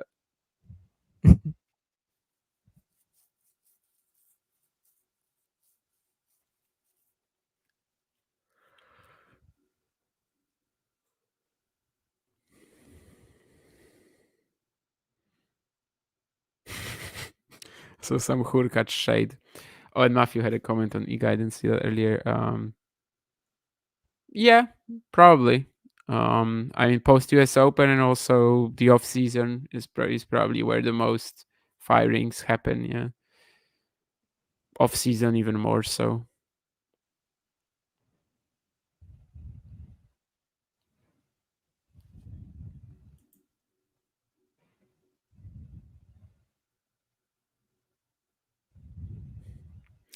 Yeah, I'm sure John would love to get Boris Becker in, and Boris would just be saying word after half the sentences.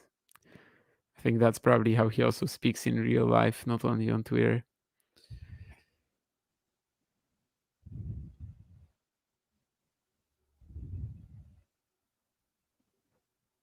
Matteo Arnaldi, match point up on Zaccharis Faida. However, it's on return. I mean, in the case of Zaccharis Faida, probably sometimes he would like it on serve. I mean, he would like to have it on return rather than on serve, to be honest. So I don't know how much that matters, but Zach still doesn't have like a full service motion, it's still quite abbreviated. Yeah, it's like a corkscrew or whatever. He saved it though. And is actually winning 68% of his first serve points.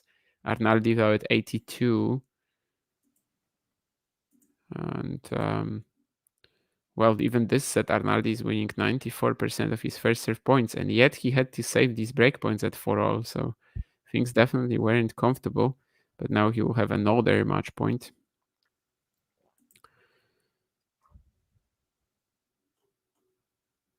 As Aryna Sabalenka is cruising towards hold in this one. Making sure to capitalize on that weaker effort from Muchova in the last two games, really. Yeah. I mean, there was like, I think it was 30-15, Sabalenka serving at love 1. That's when Muchova misses the backhand sitter, right? Since then, I would say she hasn't been quite the same. Well, there's still time in this set. I think if she can keep it to 1 break, there's still some hope for her. Yeah, maybe it just shook her confidence to a point where she started questioning herself a little bit more. Anyway, 3-1 Sabalenka after 20 minutes. And considering what we've seen so far in this match, she's definitely in a nice position in this one, avoiding that lull that we were talking about earlier. Yeah.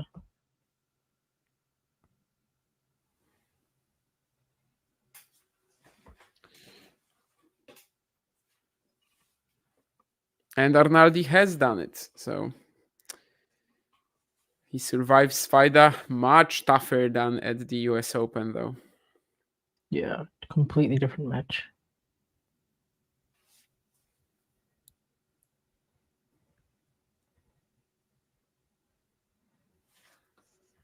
Still a lot of big hitters today in Shanghai in terms of the matches.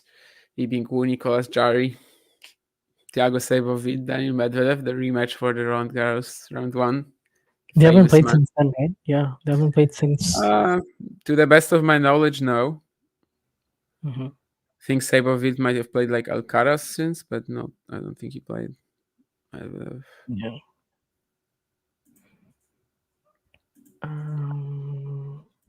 We had Shelton beat Shapovalov for like the 3rd time this year. Yeah.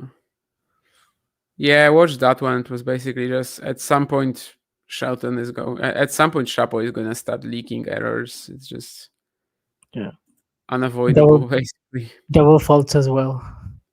Like 5 double faults twice. I think the first game, the first set when he got broken was like 2 double faults or something like that, and then the second set he was just like breaking volleys and. Yeah. There was this one moment, 5-all, 15-40, where he's literally walking to his chair. He thought it was a double fault. It was like he was almost expecting like. I think with Shapovalov, they always come on big points, the double faults, which just makes it even worse. Oh my goodness. Well, Sabalenka is really looking like the better player in this set so far.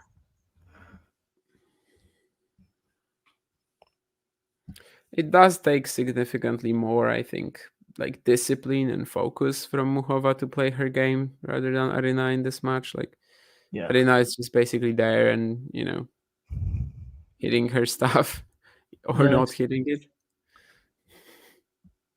Muchova really has to play everything very, very like you said, super laser focused. Otherwise, she should be used to it. I mean, that's just her game. Yeah. It takes a lot of composure and it takes a lot of thought. So I think she's probably ready for that in general. But so far this set is definitely in danger for her. This point here at 40-30, you had her having to hit a really tough backhand volley, of course. She almost pulled it off, but well, kind of in danger of going down double break.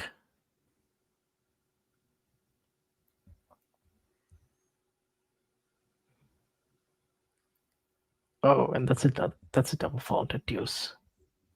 Okay, so this is a bit of a prolonged drop off, actually.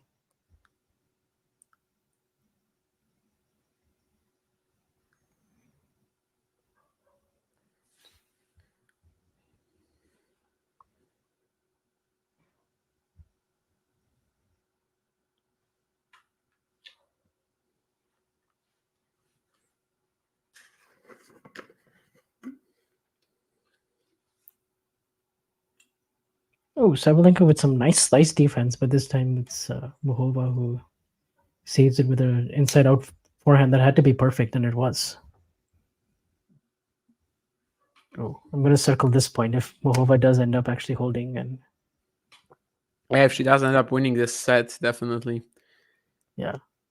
This was the moment. I mean, could have been double breakdown. Yeah. By the way, did you see any of Felix at all today? Like, he just totally got... Last couple of games. Was it just like a ton of unforced errors and a lot of like the same kind of not unable to win baseline rallies? What was the issue? If you looked at the stats, then not really. Like, he was like 21-30 or something like that, and Miller was like 9-13. But that already tells you who was kind of dictating more and everything. The last couple of games I watched, yeah, when Miller was on serve, especially, it was just like the pace of play in the rallies. Felix was not really holding up in it. Like, whenever it was a longer exchange, he would eventually just lose because of how gritty Miller is. But yeah, I only watched like the last few games. It's a pretty horrible loss. Not gonna lie. I mean, Felix does that thing all year where he just kind of lulls you into thinking that things might be heading in a decent direction. He got a nice draw here, and well, then he just completely vomits all over the place. And well, if he doesn't win Basel, then I think by Madrid next year he might be facing a significant ranking drop. But at least he had that Madrid run, which will go down in history as the luckiest ATP 1000 run ever.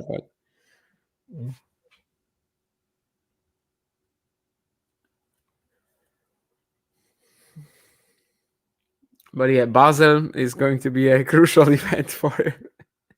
He needs to he needs to do a Federer in Basel, Well, maybe he'll do a three-peat. Like, maybe there's just certain events now that you just associate with certain players. Like, you have Tsitsipas at Monte Carlo. You have Felix in Basel. If he can make it three. If you can make it three, then it's maybe Shelton in Houston. Maybe, yeah. Or like Tiafoe in Houston, actually, more so recently. Fritz in Eastbourne. He won it like 3 times. Yeah, Fritz in Del Rey as well. Yeah. Medvedev nowhere. Nice. I heard you say Medvedev, and I was like, where? And yeah, then you say no. It's a comment from John. That's pretty good. Oh, really? Yeah. I almost gave you credit for it. Credit to John. I almost gave you credit for it. Well, yeah. Not even his own home. I mean, to be fair, he can't play in Russia right now. Matthew, also some shade for Steph, but yeah, I think I've said many times that Tsitsipas is the only person who makes the one-handed backhand look ugly. So usually one-handers are extremely visually appealing for me, but the Tsitsipas one. Oh, would you have said the same in 2019 though? Yeah, I think even when he was emerging, I was like, I don't really actually enjoy that one-hander that much. It's just, I don't know. Pavlos has a better one. Petros probably as well, but Pavlos especially. I think the backhand of Pavlos Tsitsipas is the best in the family. I mean, it's not the best. It's still Steph's is the best, but it just, in terms of looks, in terms of the aesthetics, I definitely enjoy Pavlos's the most. I don't know what sort of backhand Apostolos has, but I mean, I can assume it's a one-hander since all of his kids play a one-hander,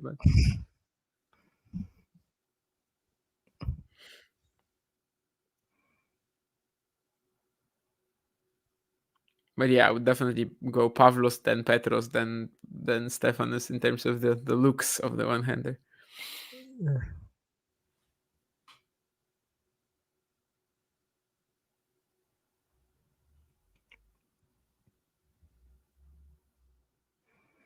Maybe the mom is the best. Never mind. 8 unforced errors in that first set and still lost it. Not very often you see that. That's true. her range for the most part was really good. Actually, there was that one world error in the tiebreak that kind of really contributed to how it ended up being in the end. But otherwise, I guess there was also the second serve return, which I would classify as a non-forced error. But I don't know what the WTA statisticians were doing with it. Although usually the WTA Tour, they tend to show like 1 billion unforced errors for either player. Yeah. So That's what I was gonna say. They usually like inflate the number by a lot. So then again, Świątek apparently, according to them, hit 0 unforced errors in the Beijing final last year. So sometimes maybe they also... Beijing, they're more lenient. Maybe. Yeah, maybe in Beijing there's different data scouts, and maybe they are actually just using different criteria. I mean, we see this, for example, at Wimbledon, where they're much more generous with the unforced error count than like other majors. I guess on grass they still end up with a positive ratio, though, right? Yeah, most of the matches do anyway. Although if you watch the U.S. Open, very few matches did this year.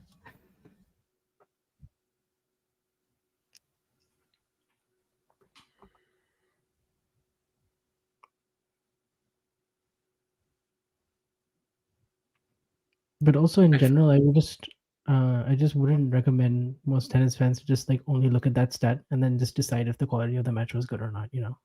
I see too much of that like on Twitter, where people are just like, "Oh, he had so many on. How can it be a good match?" But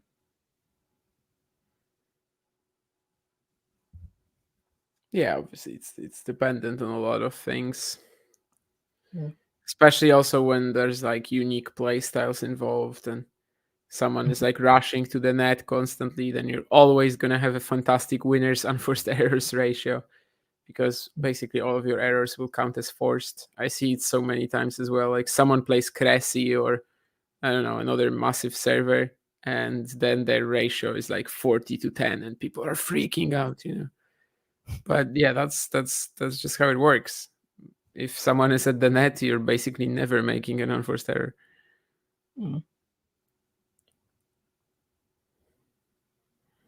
And of course, forced errors are just as important, really.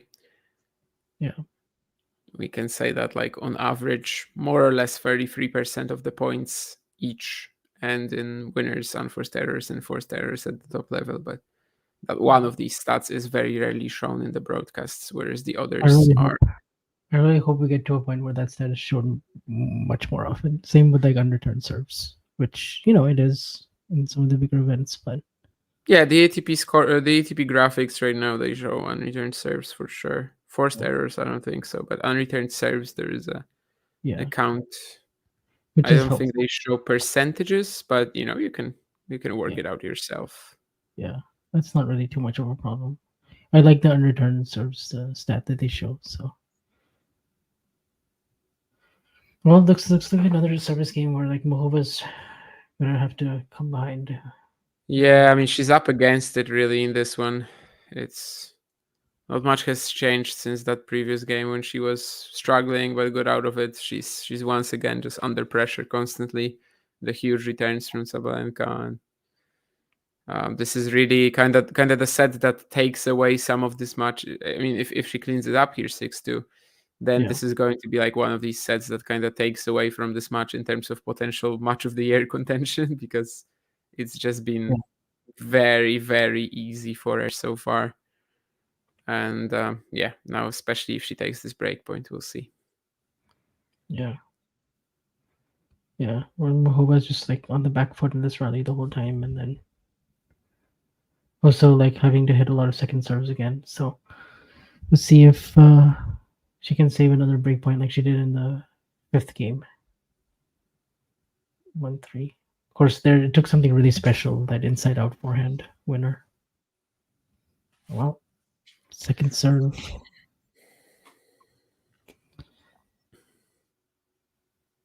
Oh, and Aryna just connects on the backhand. Yeah, goes up now it took something pretty special from Aryna to close it out. And, well, it was like 2 or 3 return winners in this game. She's like really dominating this one. And looks Yeah. like this set is just a bit of a foregone conclusion by now. Yeah. I would say she was helped by Muchova in when she got the first break, but this second Yeah. break was just like really good stuff from her. So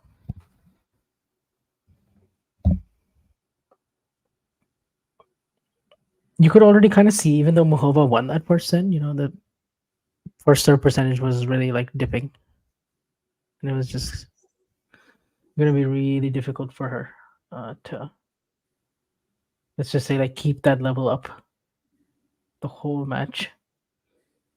It's just really hard not to have a little bit of a dip when you're playing Sabalenka, and she was playing as well as she did in the first set, like one of her best sets in a defeat, probably.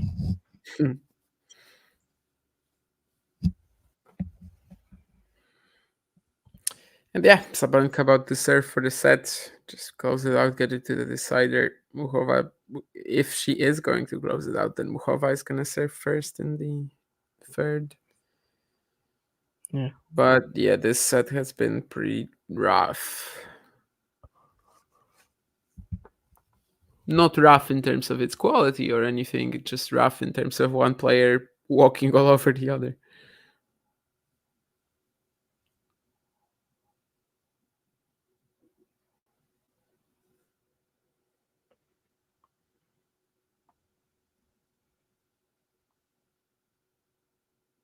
I guess we kind of had the reverse in the Cincinnati match, where it was like Aryna who won the first set in a tie.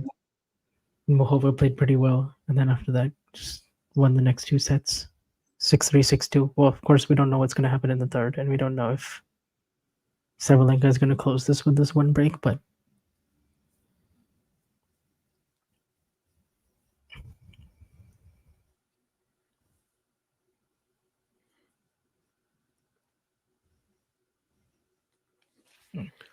So what is it, 16 matches that Sabalenka won in a row by now?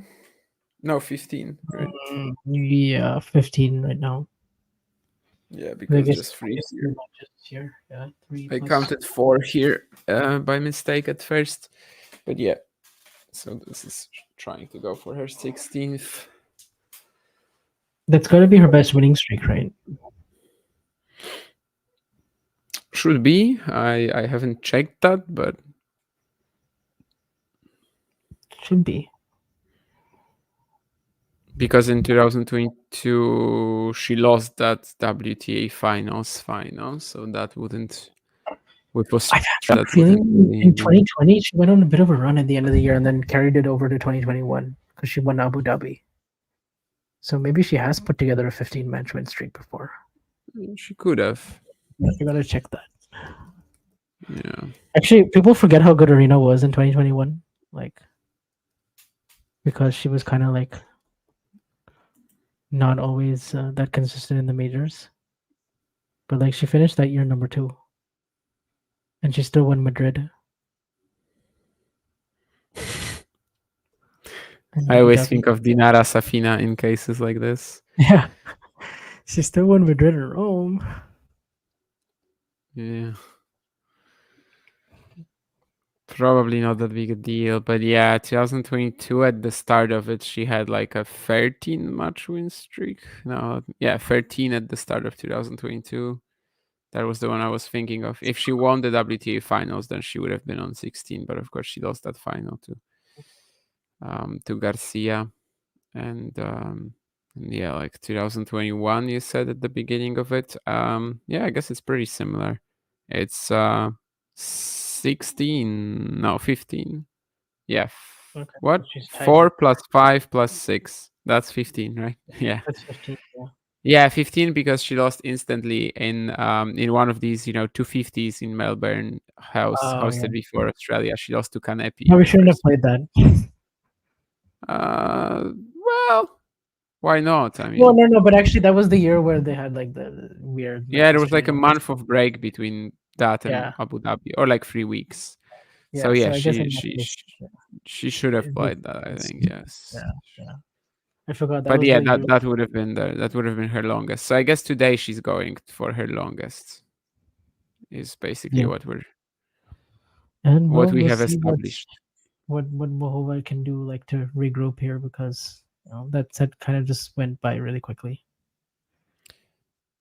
Yeah, theoretically on the in terms of the time, it was still like 30 something minutes, but especially the last 15 of it just felt like a demolition job.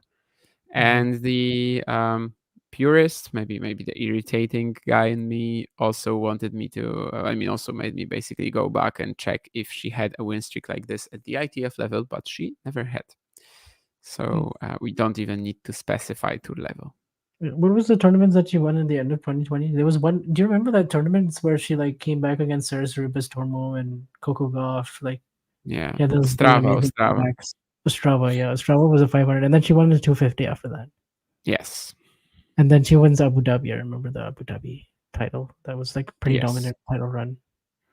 Yeah, only one set dropped to a familiar foe in Elena Rybakina. Yeah. In Linz, she only dropped one to We sort of got a taste of what's to come with Aryna, like doing that in 2020, 2021, and then Rybakina also before COVID. She went on a bit of a run. Yeah, Rybakina just before COVID had her like big breakthrough, yeah, and then everyone kind of forgot about her. Yeah.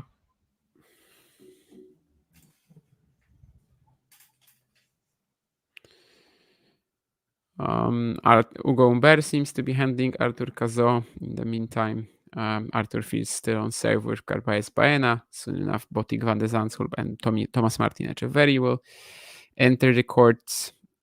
And obviously that's kind of it for the ATP action. WTA right now, it's just the late stages of Beijing, so we only have one match at the time at one time essentially. Of course, after this, Mira Andreeva will play Qin Wen Zheng.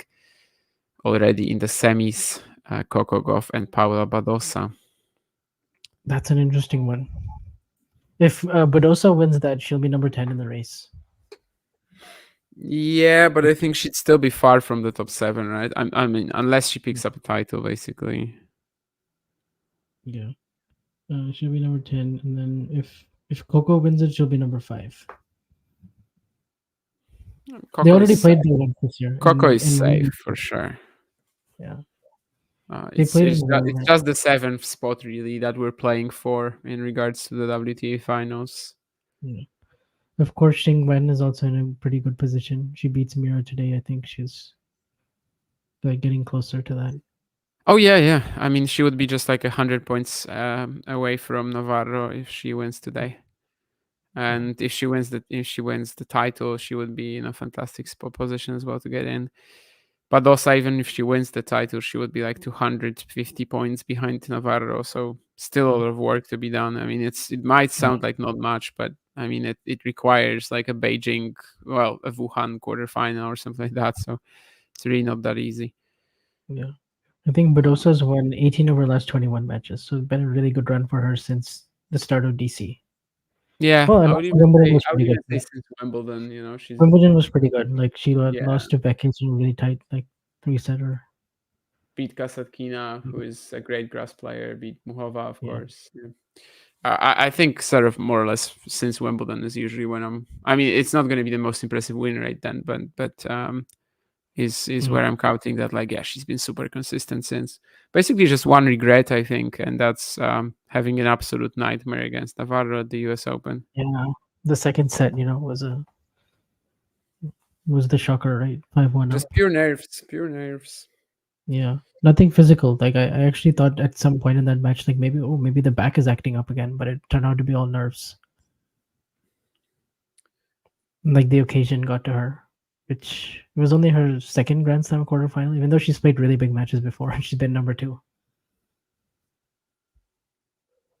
I guess the one thing we also have to say about the race is that Rybakina is kind of in doubt in terms of whether she would actually play. That's a big one. That's a big thing, actually, because... So maybe there is actually, like, maybe you can fight for 2 spots, in which case, of course, Navarro and Zheng are the favorites, but Badosa could actually get into that spot if she wins the title and Qin Wen loses today, or, at least have a good shot at fighting for that potential 9th spot if she gets the title here. Yeah. But yeah, it's not the most exciting race, to be honest. I mean, yeah, basically 6 players already qualified, and then you only have Navarro and Zheng fighting for the 8th spot, really, unless someone wins Beijing or Wuhan. That's that's pretty close.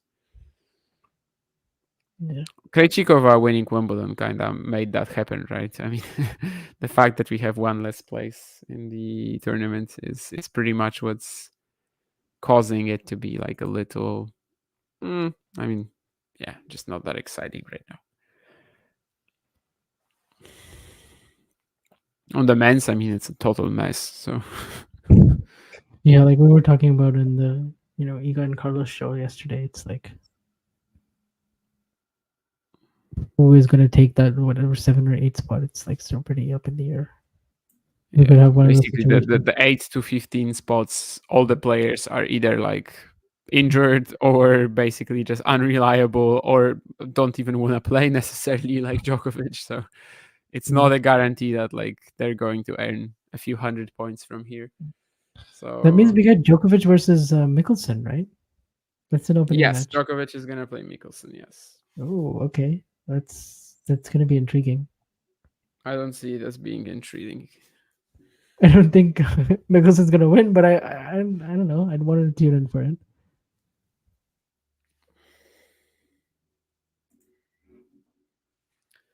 I think it's going to be. I Chandler mean, I is- don't know. I don't know Chandler about the is gonna scoreline, Jensen but Brooksby. routine. Ask Jensen Brooksby what he did to win that first set 6-1 at the 2021. Jensen Brooksby, yeah. Opelka certainly had a few Mickelson things is to like say about that. if you took Jensen Brooksby and Taylor Fritz and just like made a hybrid of them, I feel like that's Mickelson. More or less, yeah. Those are the two players he reminds me the most of. Well, Jensen Brooksby, though, he lost that much. But Fritz, not in the positive way. It's mostly like just the movement and like how he doesn't look like that coordinated. And then like Brooksby because of just the unorthodox type of like style.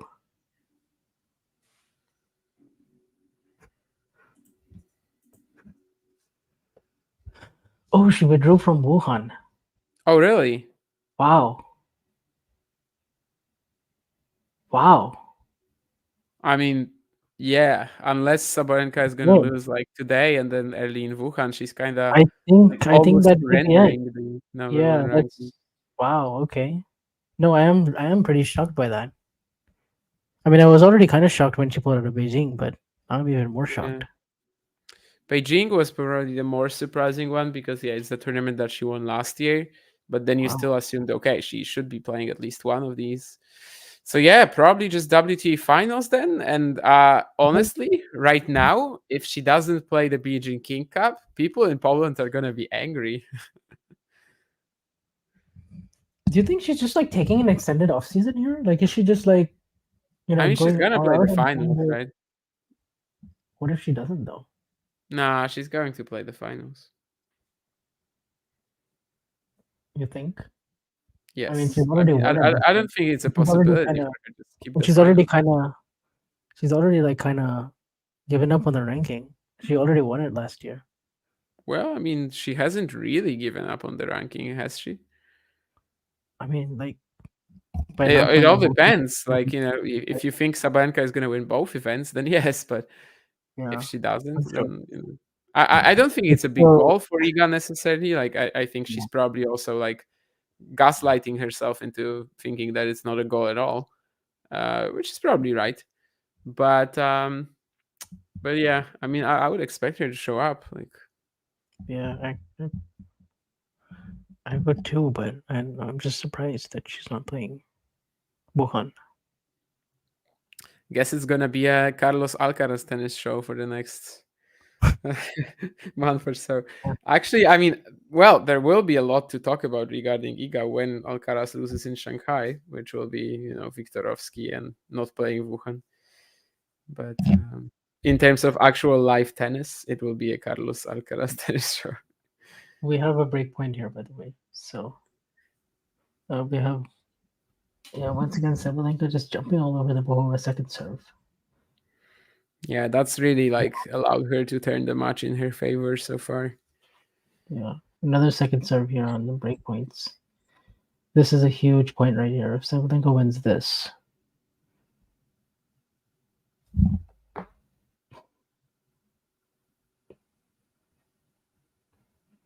oh, and Muchova does just enough with the backhand. At first, I thought it was going to be a little too central, and it kind of was. But Sabalenka, missed the forehand, so she does save it. Yeah, Aryna is getting the first strike so much on these second serves. Yeah, if that doesn't really change. I mean, that first set, the way she was serving, I mean, just how reliable was that serve out wide on the deuce? Like, that's not there anymore for her. Yeah. That doesn't change, then this third set might just be a copy of the second, really.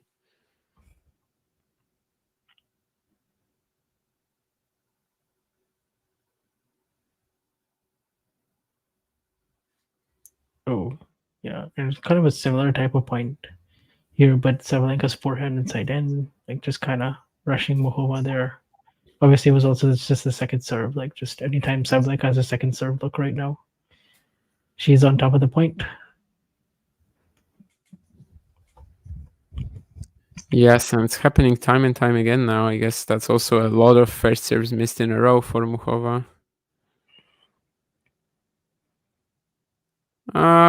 I mean, the dollars, I don't think the dollars matter all that much, to be honest. But I mean, it would be weird if she just kind of, unless there's also something we don't know about, to be honest, because that's. Yeah, that is a possibility. Oh, wow. And this time, yeah, she's not able to get out of that second serve. Jail. Yeah, honestly, it's another point like this again, right? Just yeah. Second serve gets smashed, and there's no way to recover into the point, and that's kind of been the half of their last 3 service games, really. I want to see how many points on second serve she won in the second set, but yeah, 3 out of 10. Wow. Whereas in the opening set, it was 12 out of 18. Yeah, I mean, now that I think about it, I mean, she also had a ton of missed second serves, missed first serves in the 5-4 game in the first set, but she just somehow like squeaked out of that. Yeah, percentage-wise, she's actually still pretty high. 64 in the second set, 65 in the first. This set, I mean, so far only just 1 game, but she didn't make more than half of her first serves here, and only won 2 out of 6 on second serve. But yeah, like that second serve aggression, second serve return aggression, actually, rather, from Aryna is like really allowing the overwhelm Muchova here. I think that she's also like, Karo is probably not ready for that sort of intensity that they showed in the first set. Like, she couldn't really keep it up over 3 sets, and that's okay. Like, she lost the second set, that's fine, but she's already behind here, so it's gonna take like a monumental effort to get back into this one. Yeah. And yeah, the status of this match as one of the best of the season is very much in danger at the moment. Yeah, right now it's not really up there. The first set was good, but since then it's Sabalenka is doing to her what she's been doing all week to every other rival.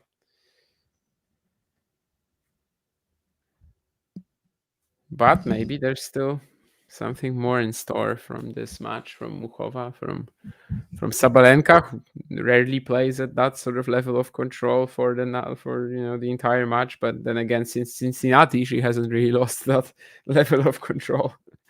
So maybe it's time to think of her as someone who can. Yeah, I mean, that's also what the story of the semifinal and final was, right? Like, she had those minor blips in the second sets of both matches, but it like sort of wasn't enough for opponents to even take a set. So, well, but over here though, these last couple of points, a few more sprinkles of hope maybe, but we'll see. Also, Sabalenka's just been serving much better, and she's not missing that many first serves right now.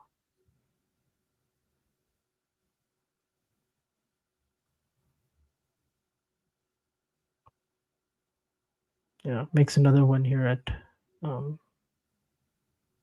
30 all.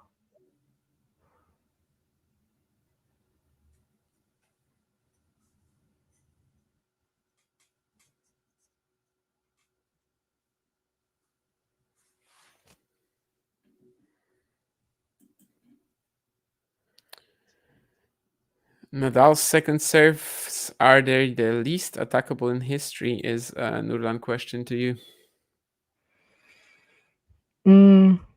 Definitely one of the. I mean, like, it depends on the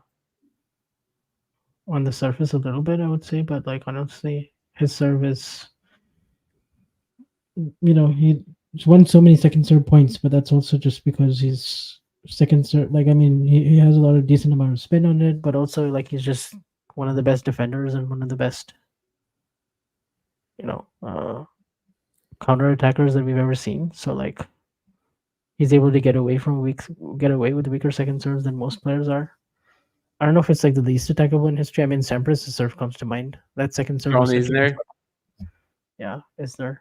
Like, I think it's Isner. players. Realistically, I think it's Isner. Like, you could sometimes attack the Federer second serve or Sampras second serve, but you can't really attack off the John Isner second serve. Yeah, although there was a period in the 90s where like Sampras was basically hitting 2 first serves and like winning Wimbledon. Tried to be very, very precise with the angles But yeah, like amongst the serve bots, yeah, like can't really. I think what you said there is very important as well, and people very often like completely forget about this, that like return points won or serve points won don't necessarily mean quality of the serve or the return, because there's so much other factors. It's actually the rallies. Of course, a large chunk of it, probably the biggest factor, is the quality of the serve or the return. But yeah, I think the big three just have extremely good stats on second serve return points. Not even because second serve points won as well. Not necessarily because they had overwhelmingly the best serves and returns second serve, but also because they were just overwhelmingly better of the baseline than other players. And I'm not saying that Rafa has a poor second serve or anything like that, but I mean, Isner's second serve is like 10 times better, I think. Oh yeah. Which is, of course, the boring answer because he's a serve bot and everything, but I mean, Isner's second serve was also much better probably than the other serve bots. So. Yeah, I mean, just like his technique was so good that like, even if he wasn't like 6'10", I feel like he'd still be a really good server. Yeah, I mean, he definitely had like such high accuracy on it as well. As long as he just dropped these 20 kilometers or whatever, he was just basically certain that he was going to make a huge kick. Yeah.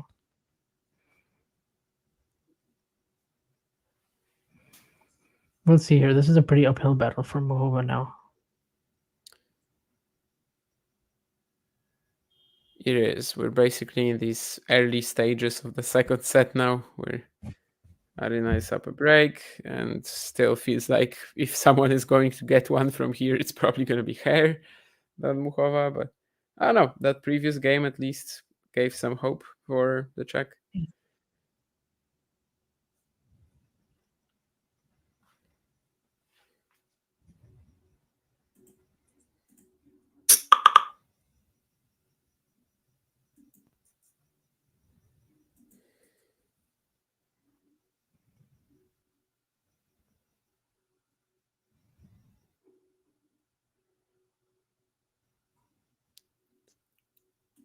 Another guy whose second serve is very much not attackable. Giovanni Pecci Pericard, right? He's kind of taking that same approach now of like just 2 first serves. Yeah. I mean, Bublik, of course, also falls into that category. Max Cressy, like you're not going to attack their second serves, but I mean, they're just going for 2 first serves. So I guess, if we want to include these guys, then yeah. Because like Isner would still have a very noticeable difference between the first and second serve. Yeah. So that's why I think it's okay to count him. Whereas like, Cressy, of course, you're not going to attack his second serve. But unless you're like, I don't know, Thomas Machac or Leandro Ridi, and you just play so close to the baseline that maybe you can, but most cases you will not be able to. By the way, when you talk about the big three and how well they protected their second serve, I think that's one reason why Andy Murray sometimes when he would play them, like he just couldn't, reach that level of greatness. It was just, I feel like the second serve held him back quite a bit. At times the forehand as well, but also, mainly in the Djokovic matchup, especially the second serve. That was a big difference. Interesting. Yeah, probably mostly in the Djokovic matchup, I'd say. Yeah. Maybe Federer sometimes, but maybe a little only.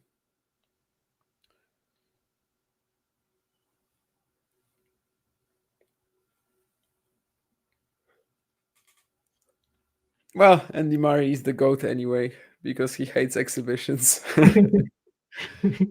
The one time you're like his fan.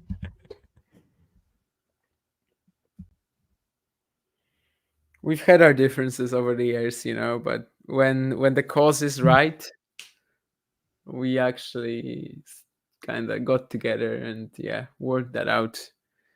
And now we're on the same page. Now we're gonna lead a campaign to actually abolish any exhibition events. Maybe you guys still filmed need to watch an exhibition. I still need to watch the promo video. I still haven't done that yet. The 6 slams. I kind of just didn't interest me. I feel like I should at least take a look.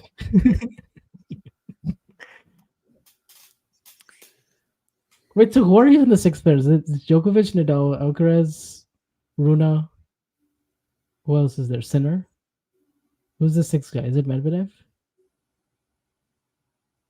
So it's basically all the players who won a slam except for Runa.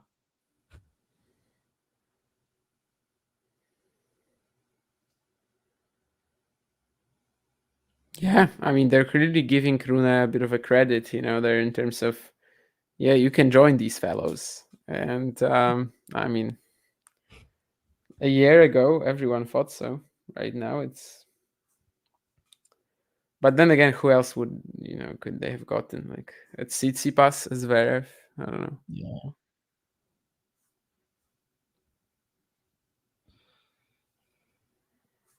Dominic Thiem won a slam.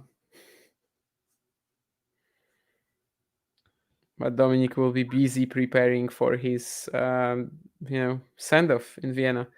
And we still don't know if we're going to have two retirement ceremonies that week, actually. Because, well, Stan Wawrinka won a match. Was he planning to retire at the end of the year? That's kind of more my guess rather than anything else. But I think he will. He became the oldest guy to win a Masters 1000 match since Karlovic, 2019. Yeah, that's true. I forgot Federer didn't play any 1000s in 2021. Or he might have been the oldest. Yeah, Federer didn't play anything, and then Ivo had that Indian Wells run, right? Or when was that? Yeah. 2020, when he went very deep as well. I feel like that was a slight chance there at 1530. Just kind of went all out on the forehand on the run. Yeah, some of that control over her ground strokes has kind of gone away from Sabalenka. That error on the second point. The previous service game was quite shaky too. And suddenly, maybe that period of dominance is just completely over. 30-all second serve here.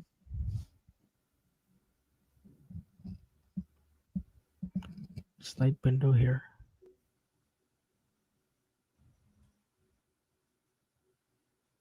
Oh, and this time Muchova connecting a little bit better with the ground strokes. I mean, helps to have a second serve to work with, but still had to, come up with a solid deep backhand inside out return. Put Sabalenka a little bit on the back foot, blunt some of her power. And we have a break point. Get the break back. This time Sabalenka finds the first serve and she comes in with a brilliant +1. Muchova Muchova gets her racket on it. Oh, and actually gets it back. So making Sabalenka play a few more shots. But this last forehand was just too good, and so was the overhead. And a big Yeah, I reaction. also think that Muchova was probably thinking this moonball was gonna go out because she like wasn't even in the ready position when Yeah. Sabalenka was hitting the next shot, and that kind of hurt her. Like, you know, she had to like leap towards that next one, and of course that moonball was like way too short by then. Hmm. But she hits an absolute stunner now. Yeah. Sabalenka can't believe that return winner from Muchova. Yes, definitely was not expecting it to go down the line as well. The full stretch, kind of that was our only option because actually I thought the serve was pretty good. Yeah.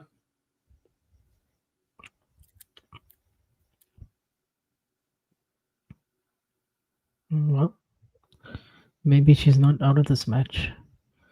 Second break point.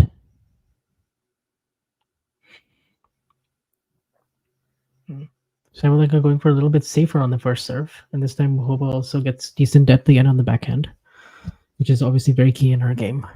And keeps asking the questions, and Sabalenka blinks. So it is a break back. 2 games all. So still an interesting match for sure. I did also, the second set didn't have both players playing well at the same time, but one of them was playing really well. And well, it was still sometimes matches like that are still fun. It probably takes it out of the match of the year list since the quality is so high this year on the WTA in terms of those Liga.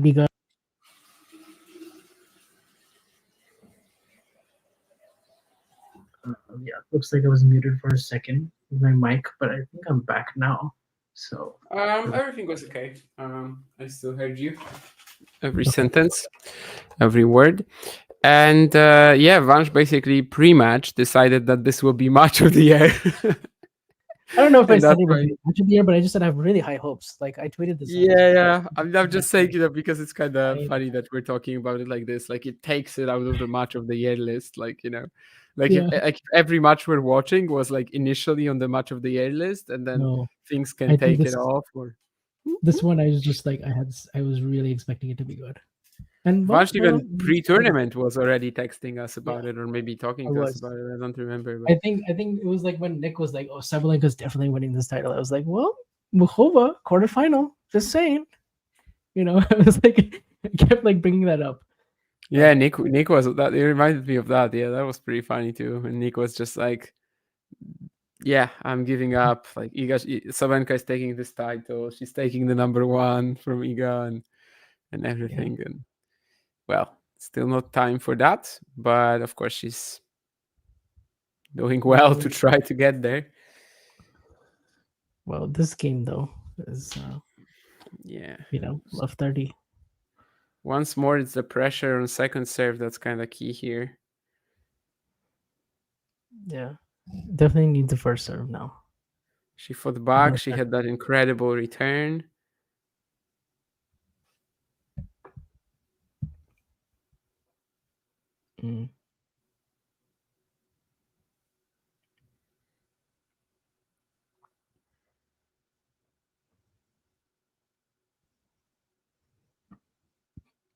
Well, that's just too good again from Sabalenka at love 30. Inside out backhand. Followed by another inside out backhand. Just doing so much damage on the second serve return and playing it pretty safe as well. Like not going for the lines. The biggest difference in Sabalenka's game is just her not feeling like she has to hit lines to win a lot of these points.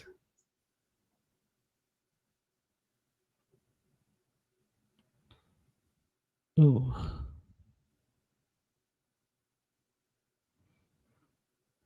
And I think Nurlan has a question for you in the chat.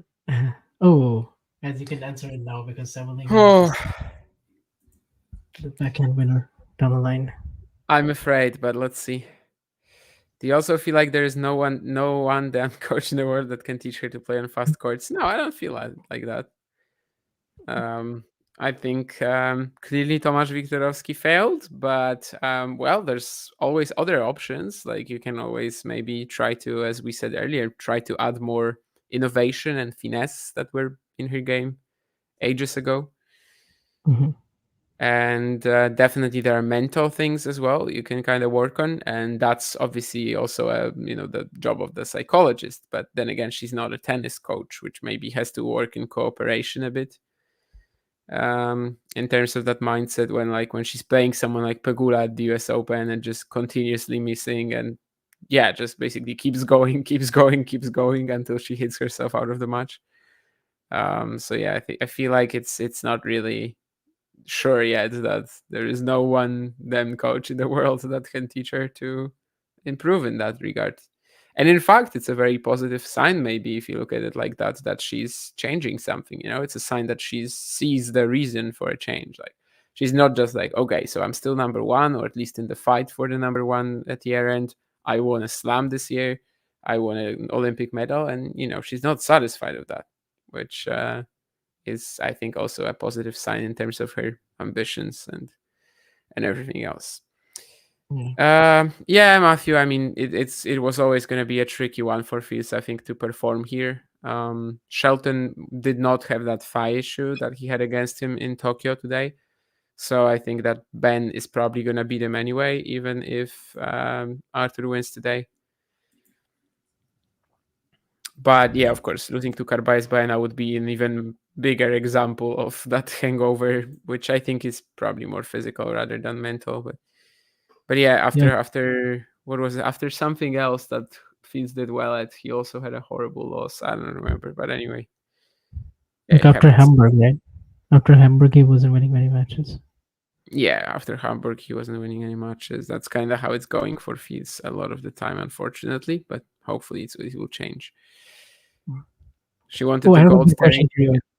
I was thinking about Fils, and I was comparing it to Draper, because Draper had the one, big result at the US Open, and we were both kind of like not very convinced by it because, well, most of the opponents didn't play that well against him. And then you have Fils, who's like had a lot of first round losses, but then has those 2 ATP 500s. So the question is, who do you think is going to finish 2025 higher ranked, Fils or Draper?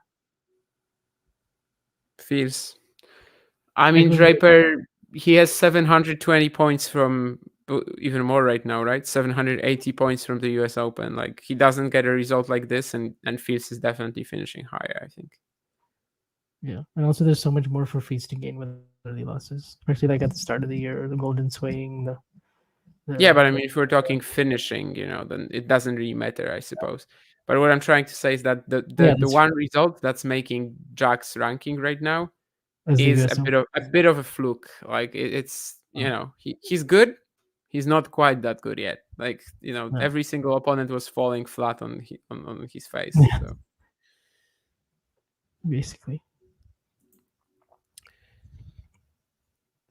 And do you also think that Qin Wensheng is gonna whoop Andreeva? Says Nurlan. That's kind of bold. I think that's pretty 50-50. Yeah, I think if there's any edge towards Qinwen, it's like the home factor and how well she's been playing this week. Kind of really hungry for this run, but in terms of like strictly game, there's not really much to say in terms of she's gonna whoop her or anything like that. Sabalenka's service games have been kind of shaky this set. 15. They have. So there you go. If she didn't have that massive edge on the Muchova second serve, then she would be in trouble right now. But also, I feel like she's taking some pace off of her first serve sometimes, and then just going for a kick like she did there, 15-30, and it kind of worked. Muchova wasn't able to take that one early. She was like falling back.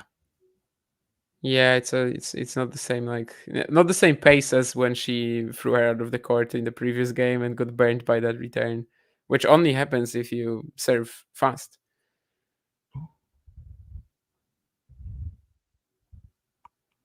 Ooh, but this is a really good volley from Sabalenka, because I thought Muchova did such a good job with the slice.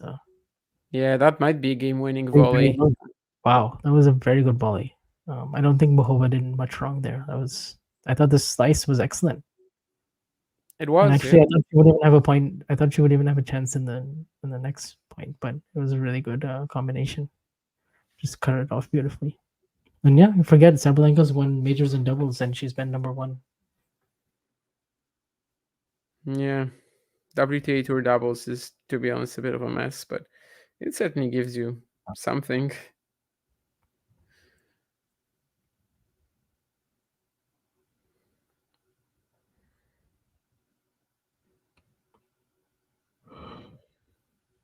Well, she escapes the 15:30. It's 4-2 up. I did also notice that Sabalenka was very, very like jolly and very positive with her team after she won that second set. Of course, I mean, why wouldn't she after you play a great set like that and Muchova is off the court?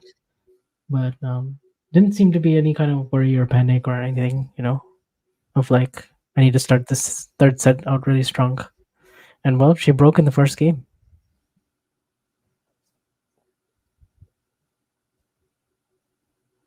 She's also like one of these players with a really big team, and they're just always having fun. They're just like always, like posting content on social, like just kind of laughing. Like they have weird like traditions.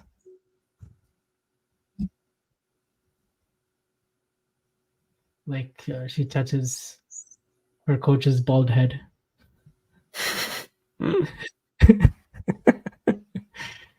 And the coach has like a tiger like on the freaking like head and like Yeah, I remember that. That was thankfully not a real tattoo.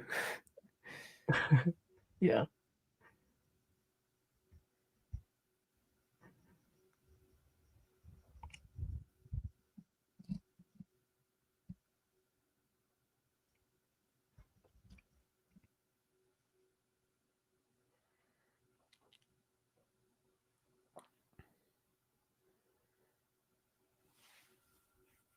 Well, Muchova is still, even though the set has been closer, she's kind of in the same position she was in the second set, where it's like a must hold.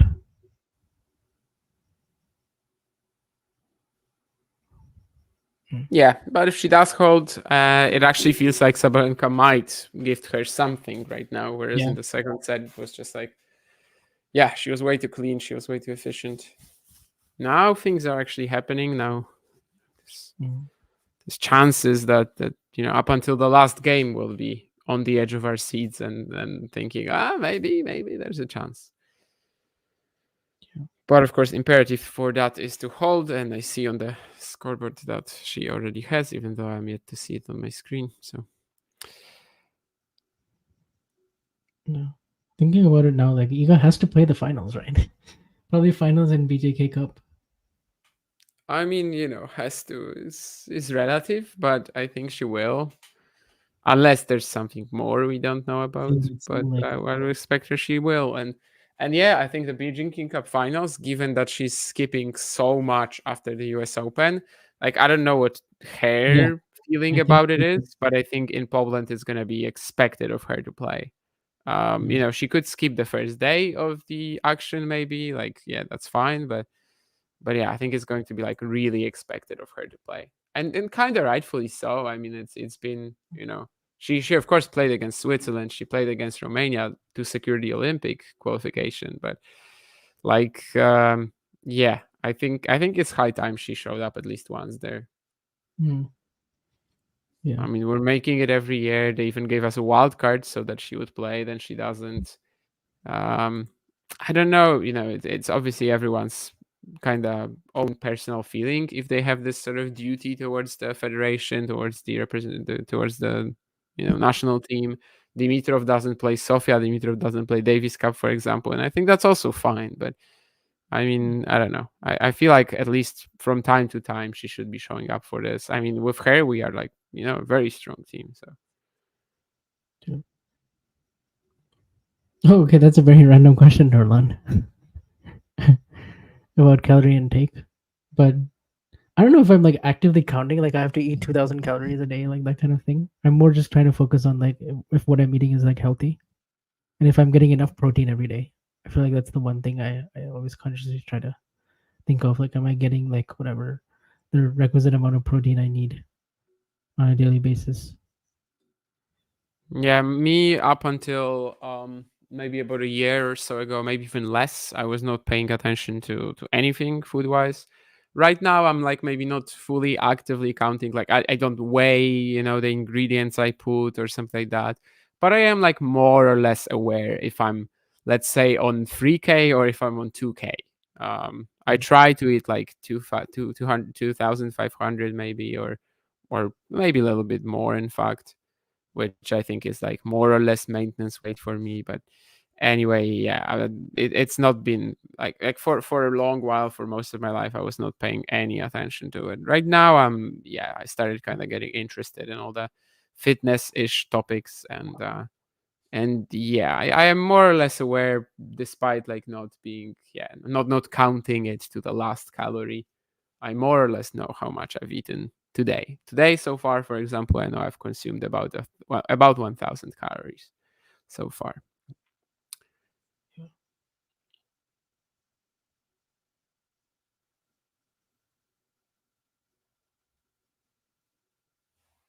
Oh, so some really good tennis here.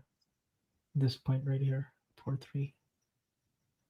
4-3, left 15, and wow, Sabalenka does just enough on that forehand. I mean, that was a pretty, like, both players were really going after the ball.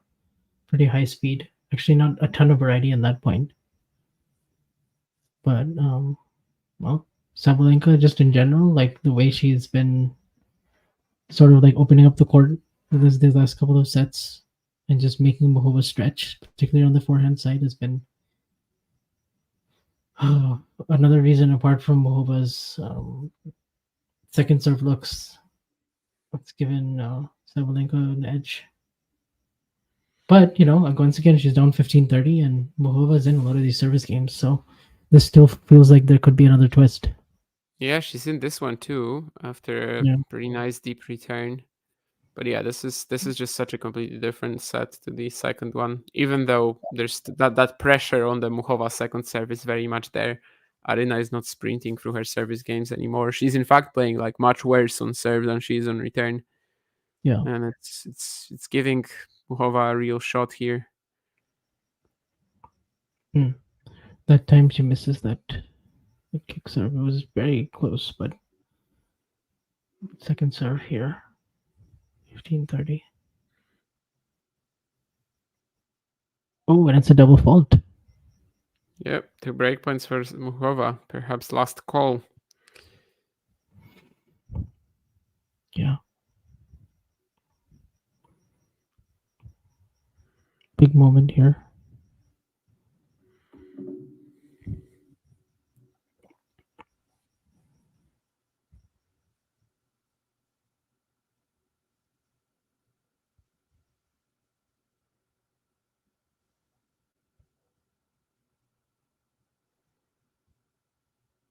Oh.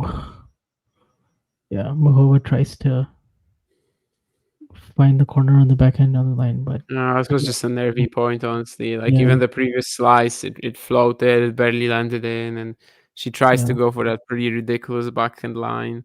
I think Probably that shows was not on, to be honest, because she was so out of position. And Yeah, has she hit a shot like this even today? Like, I don't think so. No, the backhand on the lines have mostly come on the second serve returns, or like, like Yeah, and also like when when it's she's just more further inside central. the court, right? Like she Yeah. hasn't tried to hit a shot like this even, and Yeah. and She definitely was not going late. way too close to the lines as well, and it was just Yeah. yeah, Just I mean, zero it was- margin basically, and Yeah. and the decision making kind of tells you, nerves. 30-40 second serve. Oh, she was on that return. I feel like that's maybe when she would want back as well. I mean, Yeah. I think the point before, like, she was in a bad position as well with a slice, but this one, the second serve return, yeah, she got the forehand that she wanted there, and Sabalenka saved 6 of 7 break points in this set. Muchova's also had to save like, what is it, 4-8 break points saved for Muchova? Yeah, that feels right.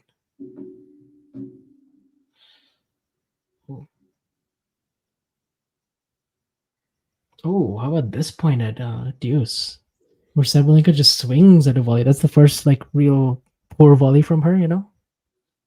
She just like kind of swung at it.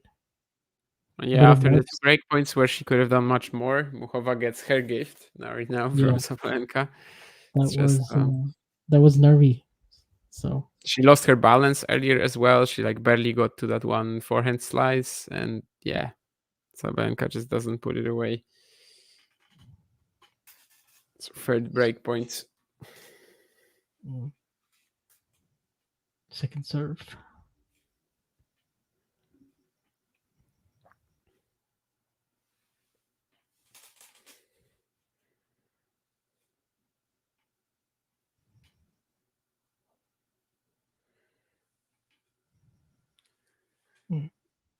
Yeah, I mean the thing is that this is just like so neatly played.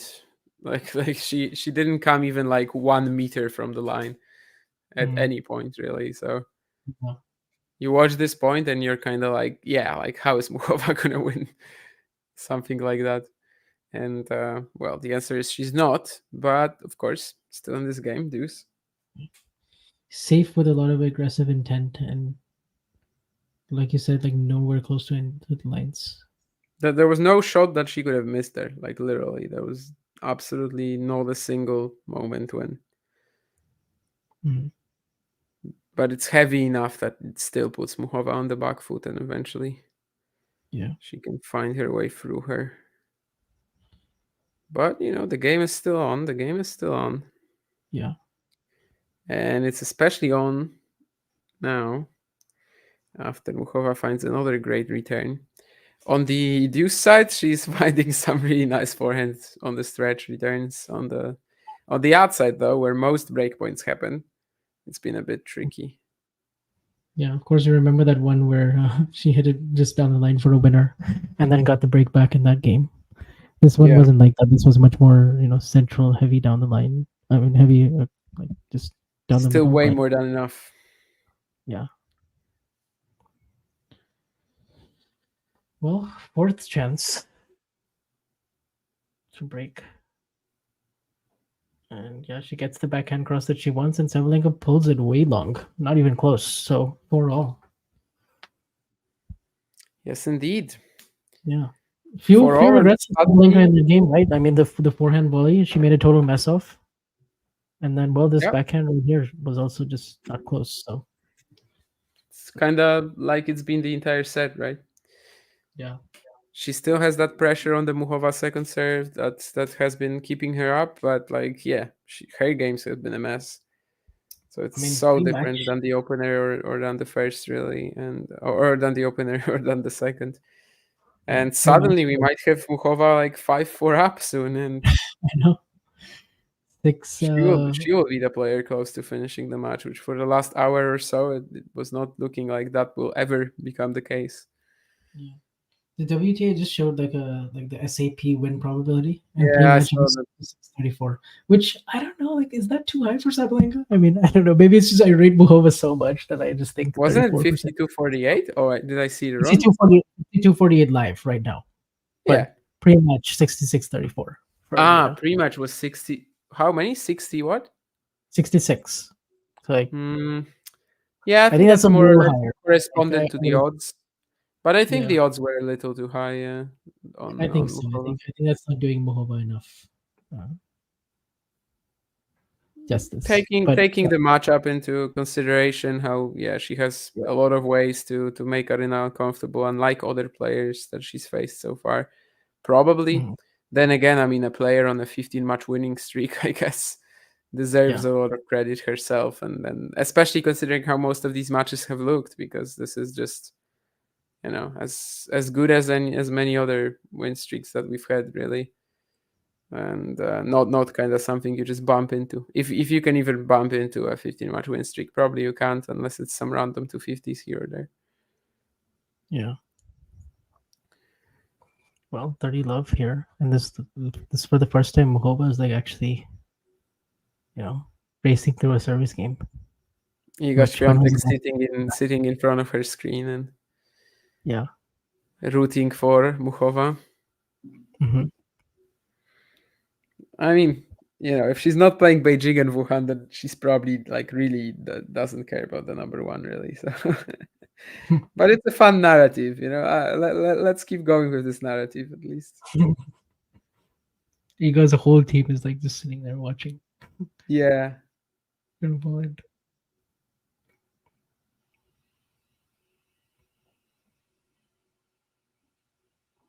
Daria being the most vocal.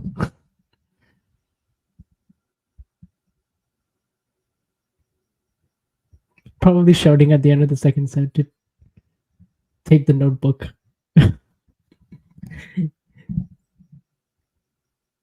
Oh my goodness, that was a love hold? Wow. Yeah. That must be. Oh no, actually, I think maybe the third game of this set was maybe a love hold for Muchova, at least to 15. But at the time, it didn't really feel relevant. Whereas right now, yeah, it represents a huge deep in Sabalenka's focus and level the last 5 minutes or so. And well, now she's gonna have to serve to stay in this match. I did not think that this was gonna be the case. Eat the meat match, says that day. And also Harry Maguire is apparently better than me. Harry Maguire is a defender for United, I think, still. So Eat the meat. I mean, in terms of a meat, defender, I mostly prefer fish. So I eat a lot of salmon. I okay. eat some chicken. I don't eat pork and I don't eat beef. So I have to get my protein from other sources. I mainly get it from is it like religion thing or like cultural part thing or just taste? the beef is religious. Pork not so Uh-huh. much. Pork I just found doesn't really suit me that much. Okay. And then chicken and fish, yeah, that's mostly what I go with. I started eating a lot of chicken recently. Like I think it's connected to just increased physical activity as well that I started doing that. But yeah, I started eating like more protein, especially if you like go to the gym or you do a lot of weights. Then you need like not a lot. to get that muscle mass you need. You need to do Not a some more. lot, but a little, I guess. And still, most of my activity is running. But yeah, I started like devouring chicken recently. Anyway, I mean, this is a real breakdown from Sabalenka now. Oh my. Okay. Yeah.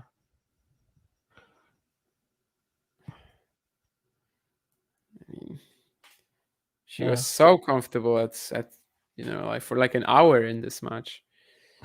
Yeah, from basically, I mean, till 6-2, 4-2. It looked like I remember even saying at 2-4, like this is a must hold for Karolina. Yeah. And now she's like what 2 points away from winning this thing. Like she's won like 12 of the last 16 points.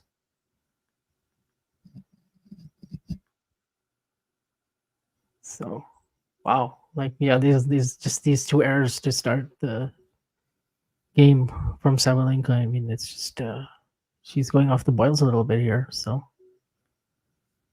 let's see. Like Muchova just has to keep it very steady here, because now it's huge trouble. Huge trouble. Love 30. Well, what do we have here? Love 30. We have a really deep backhand return off the second serve, and then we have a forehand inside in winner. Wow. And Sabalenka actually wasn't even that close to tracking it down. So it's 3 match points. 13 of the last 17 points. And my oh my. We will have 3 match points from Muchova, which is not something I would have expected like 10 minutes ago. Not even 5 minutes ago, actually. But let's see.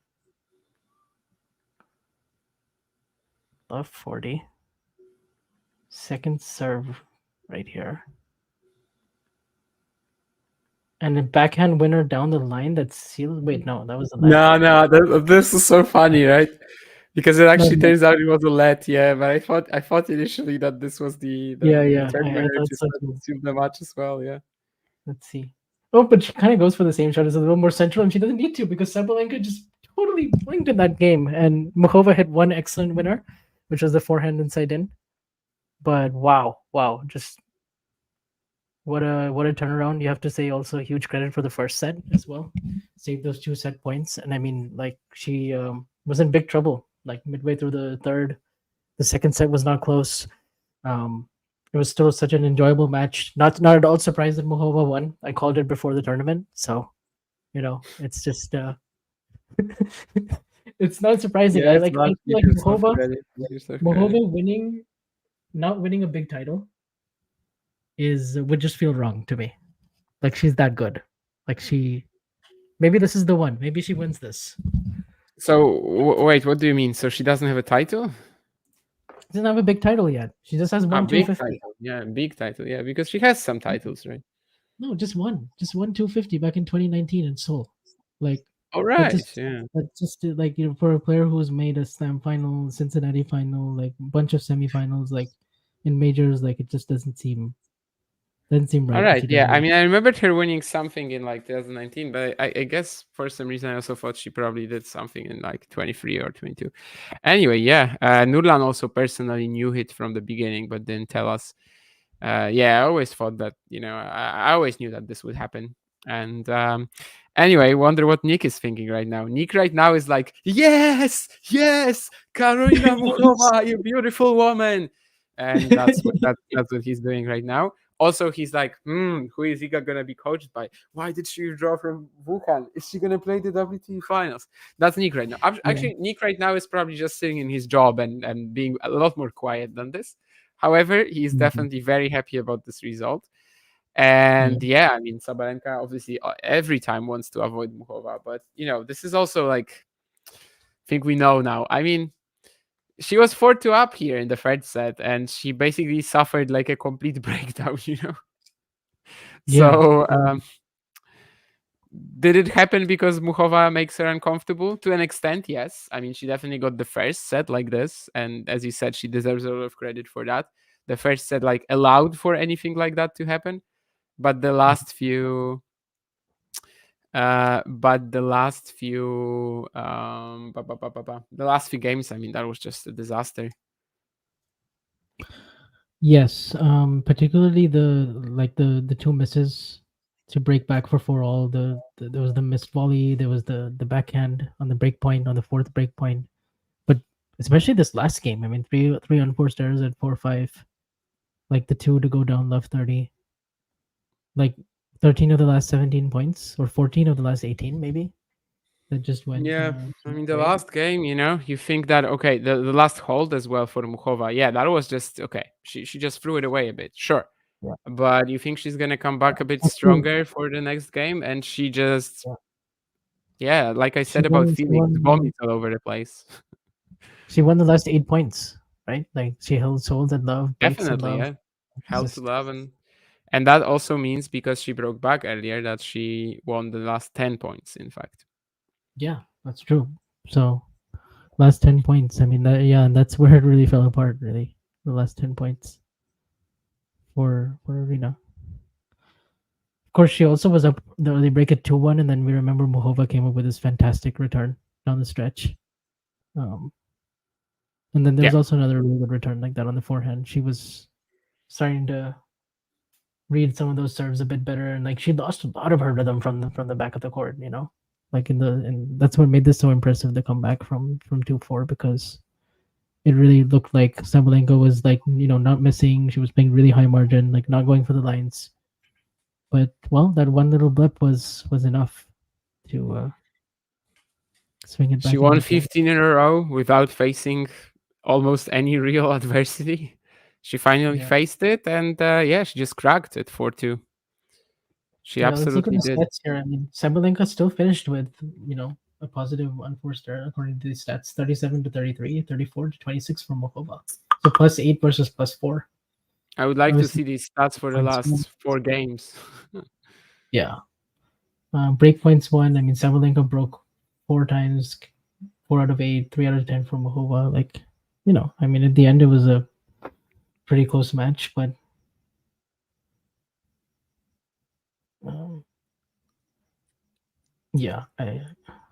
I think in some ways it's a little bit like the French Open match as well, where Sabalenka had the 5-2 lead and also imploded there. This one wasn't quite as big of an implosion, but still, pretty significant at the end. I don't know, like the last 2 games, just was unable to keep the ball in play. And it happens to her sometimes, sure. I mean, we tend to forget about it when she still wins the match. But I don't know, like Australian Open semis against golf, for example, she had these 3 games when she just literally can't put balls into play. Like, it happens sometimes to her. And well, I mean, she clearly cracked here. And yeah, I mean, obviously that stat, as you say, is complete bullshit because like, yeah. This stat is not. She's played 3 events this this stat is season not on really- hardcourt, so I mean, you can go for her win rate overall. I think. I mean, by now she's Although got I'm very 20 curious matches. if she does win this title or she does win the next round. Like, where would she be in the race and everything? Considering she missed like literally the first half of the year, she's already 33 in the race. Holy crap, 33! And if she wins this title, she'll be like top 20 maybe, or like I 21. like how we had like 2 swear words, one each in the last minute after not having any for like 3 hours. And it happened pretty randomly. But yeah, so if she wins the title, she would be, I mean, still too far to make the finals. But yeah, just setting herself up for a good position next year. Of course, seeding for the Australian Open now becomes very possible. In fact, one more win, and obviously she will get it. So that's maybe the goal she should be chasing. I know Naomi said that this is kind of her goal, but yeah, it's just not happening really unless she like goes massive in Wuhan. Storyline wise, I mean, there's a lot of intrigue now, like for the possible finals, right? Like, say we get like Muchova versus Badosa, you kind of have the story of like both coming back, like the comeback player of the year maybe is on the line for that match. And then you also have like Jiang Qinwen, obviously being in this part of the world, that's also pretty massive. Mira Andreeva with the, I mean, I'm pretty excited for this whole tournament. Like, this is, no matter what, it's going to be a pretty good finish. Like, whoever wins from here. I think that Kinven obviously staying in the event, that would be the best for the organizers and, the field crowds, the field stadium that they've had there this week, which usually doesn't happen. Whereas Badosa Golf, I mean, either way, you have a good name in the finals. And of course, in the top half as well. Everyone left is a big story. Of course, the event would probably like Kinven to be there. But it's an exciting set of players left, that's for sure.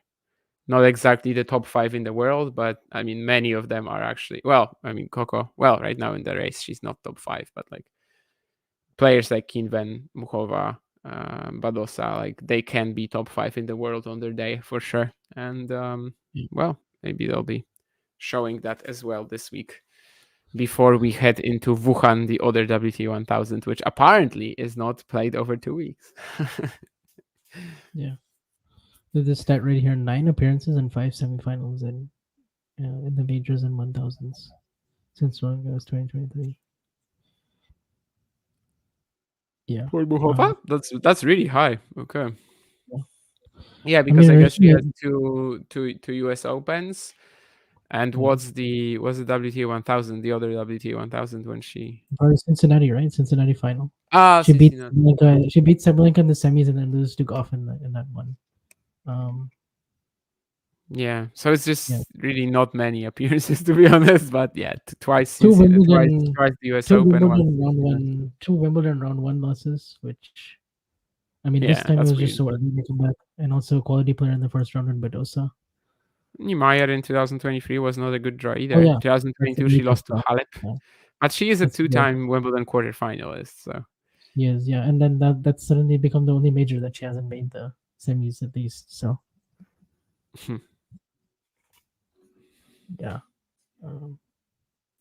no, this is certainly somebody like if she gets a healthy run of billing going, like she's top 5 in the world.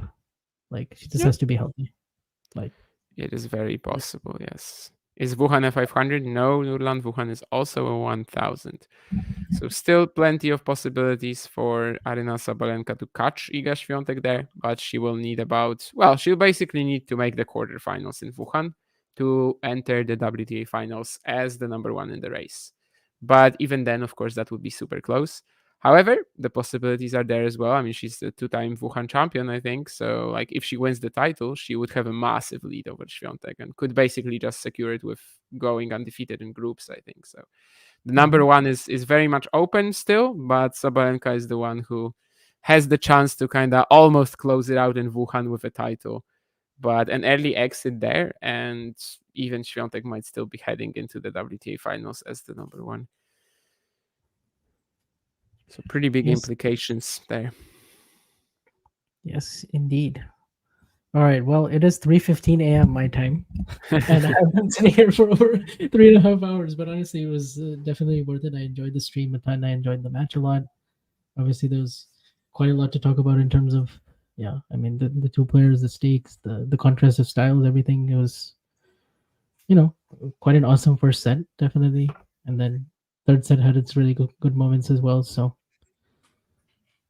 yeah, this was fun. I'm not gonna reply to like will she need to win Wuhan because I'm not gonna count it. Like only ATP, only the WTA race is important right now. So like how far she is from Świątek and how far she can be if she wins the title. But the rankings right now are pretty much irrelevant, which Jack Sock didn't know about, by the way. I don't know if you saw that. That was just insane. Like Jack Sock had absolutely no idea how the race works. Even though at some point in his career, the ATP race was actually the most important thing in his life, really, 2017 at the end of it, when he suddenly made the ATP final. Yeah. Winning the Paris Masters and ranked 24 in the world, and then being in the top 8 and then making the semis of the World Tour Finals was pretty crazy as well. One set away from the final. Against that was a pretty insane ATP Finals, that's for sure. And as Vash said, it's 3:15 for him. It's 12:15, like 15 minutes past noon for me. We're finishing this, and just keep watching Talking Tennis content. Keep subscribing. As you can see, the count is going up rapidly. Hopefully, we hit 11K by, I don't want to make another goal. I'll just say soon. And keep tuning into the content. And thank you to everyone in the chat who watched this pretty good match with us. Delivered on the expectations. It's not going to be a match of the year contender, but delivered on the expectations. Yeah, it certainly lived up to it. It lived up to the billing. So that's all you could really ask for. And bye. If you enjoyed this video, make sure you hit that like button. Don't forget to subscribe and click that notification bell so you don't miss out on all things tennis.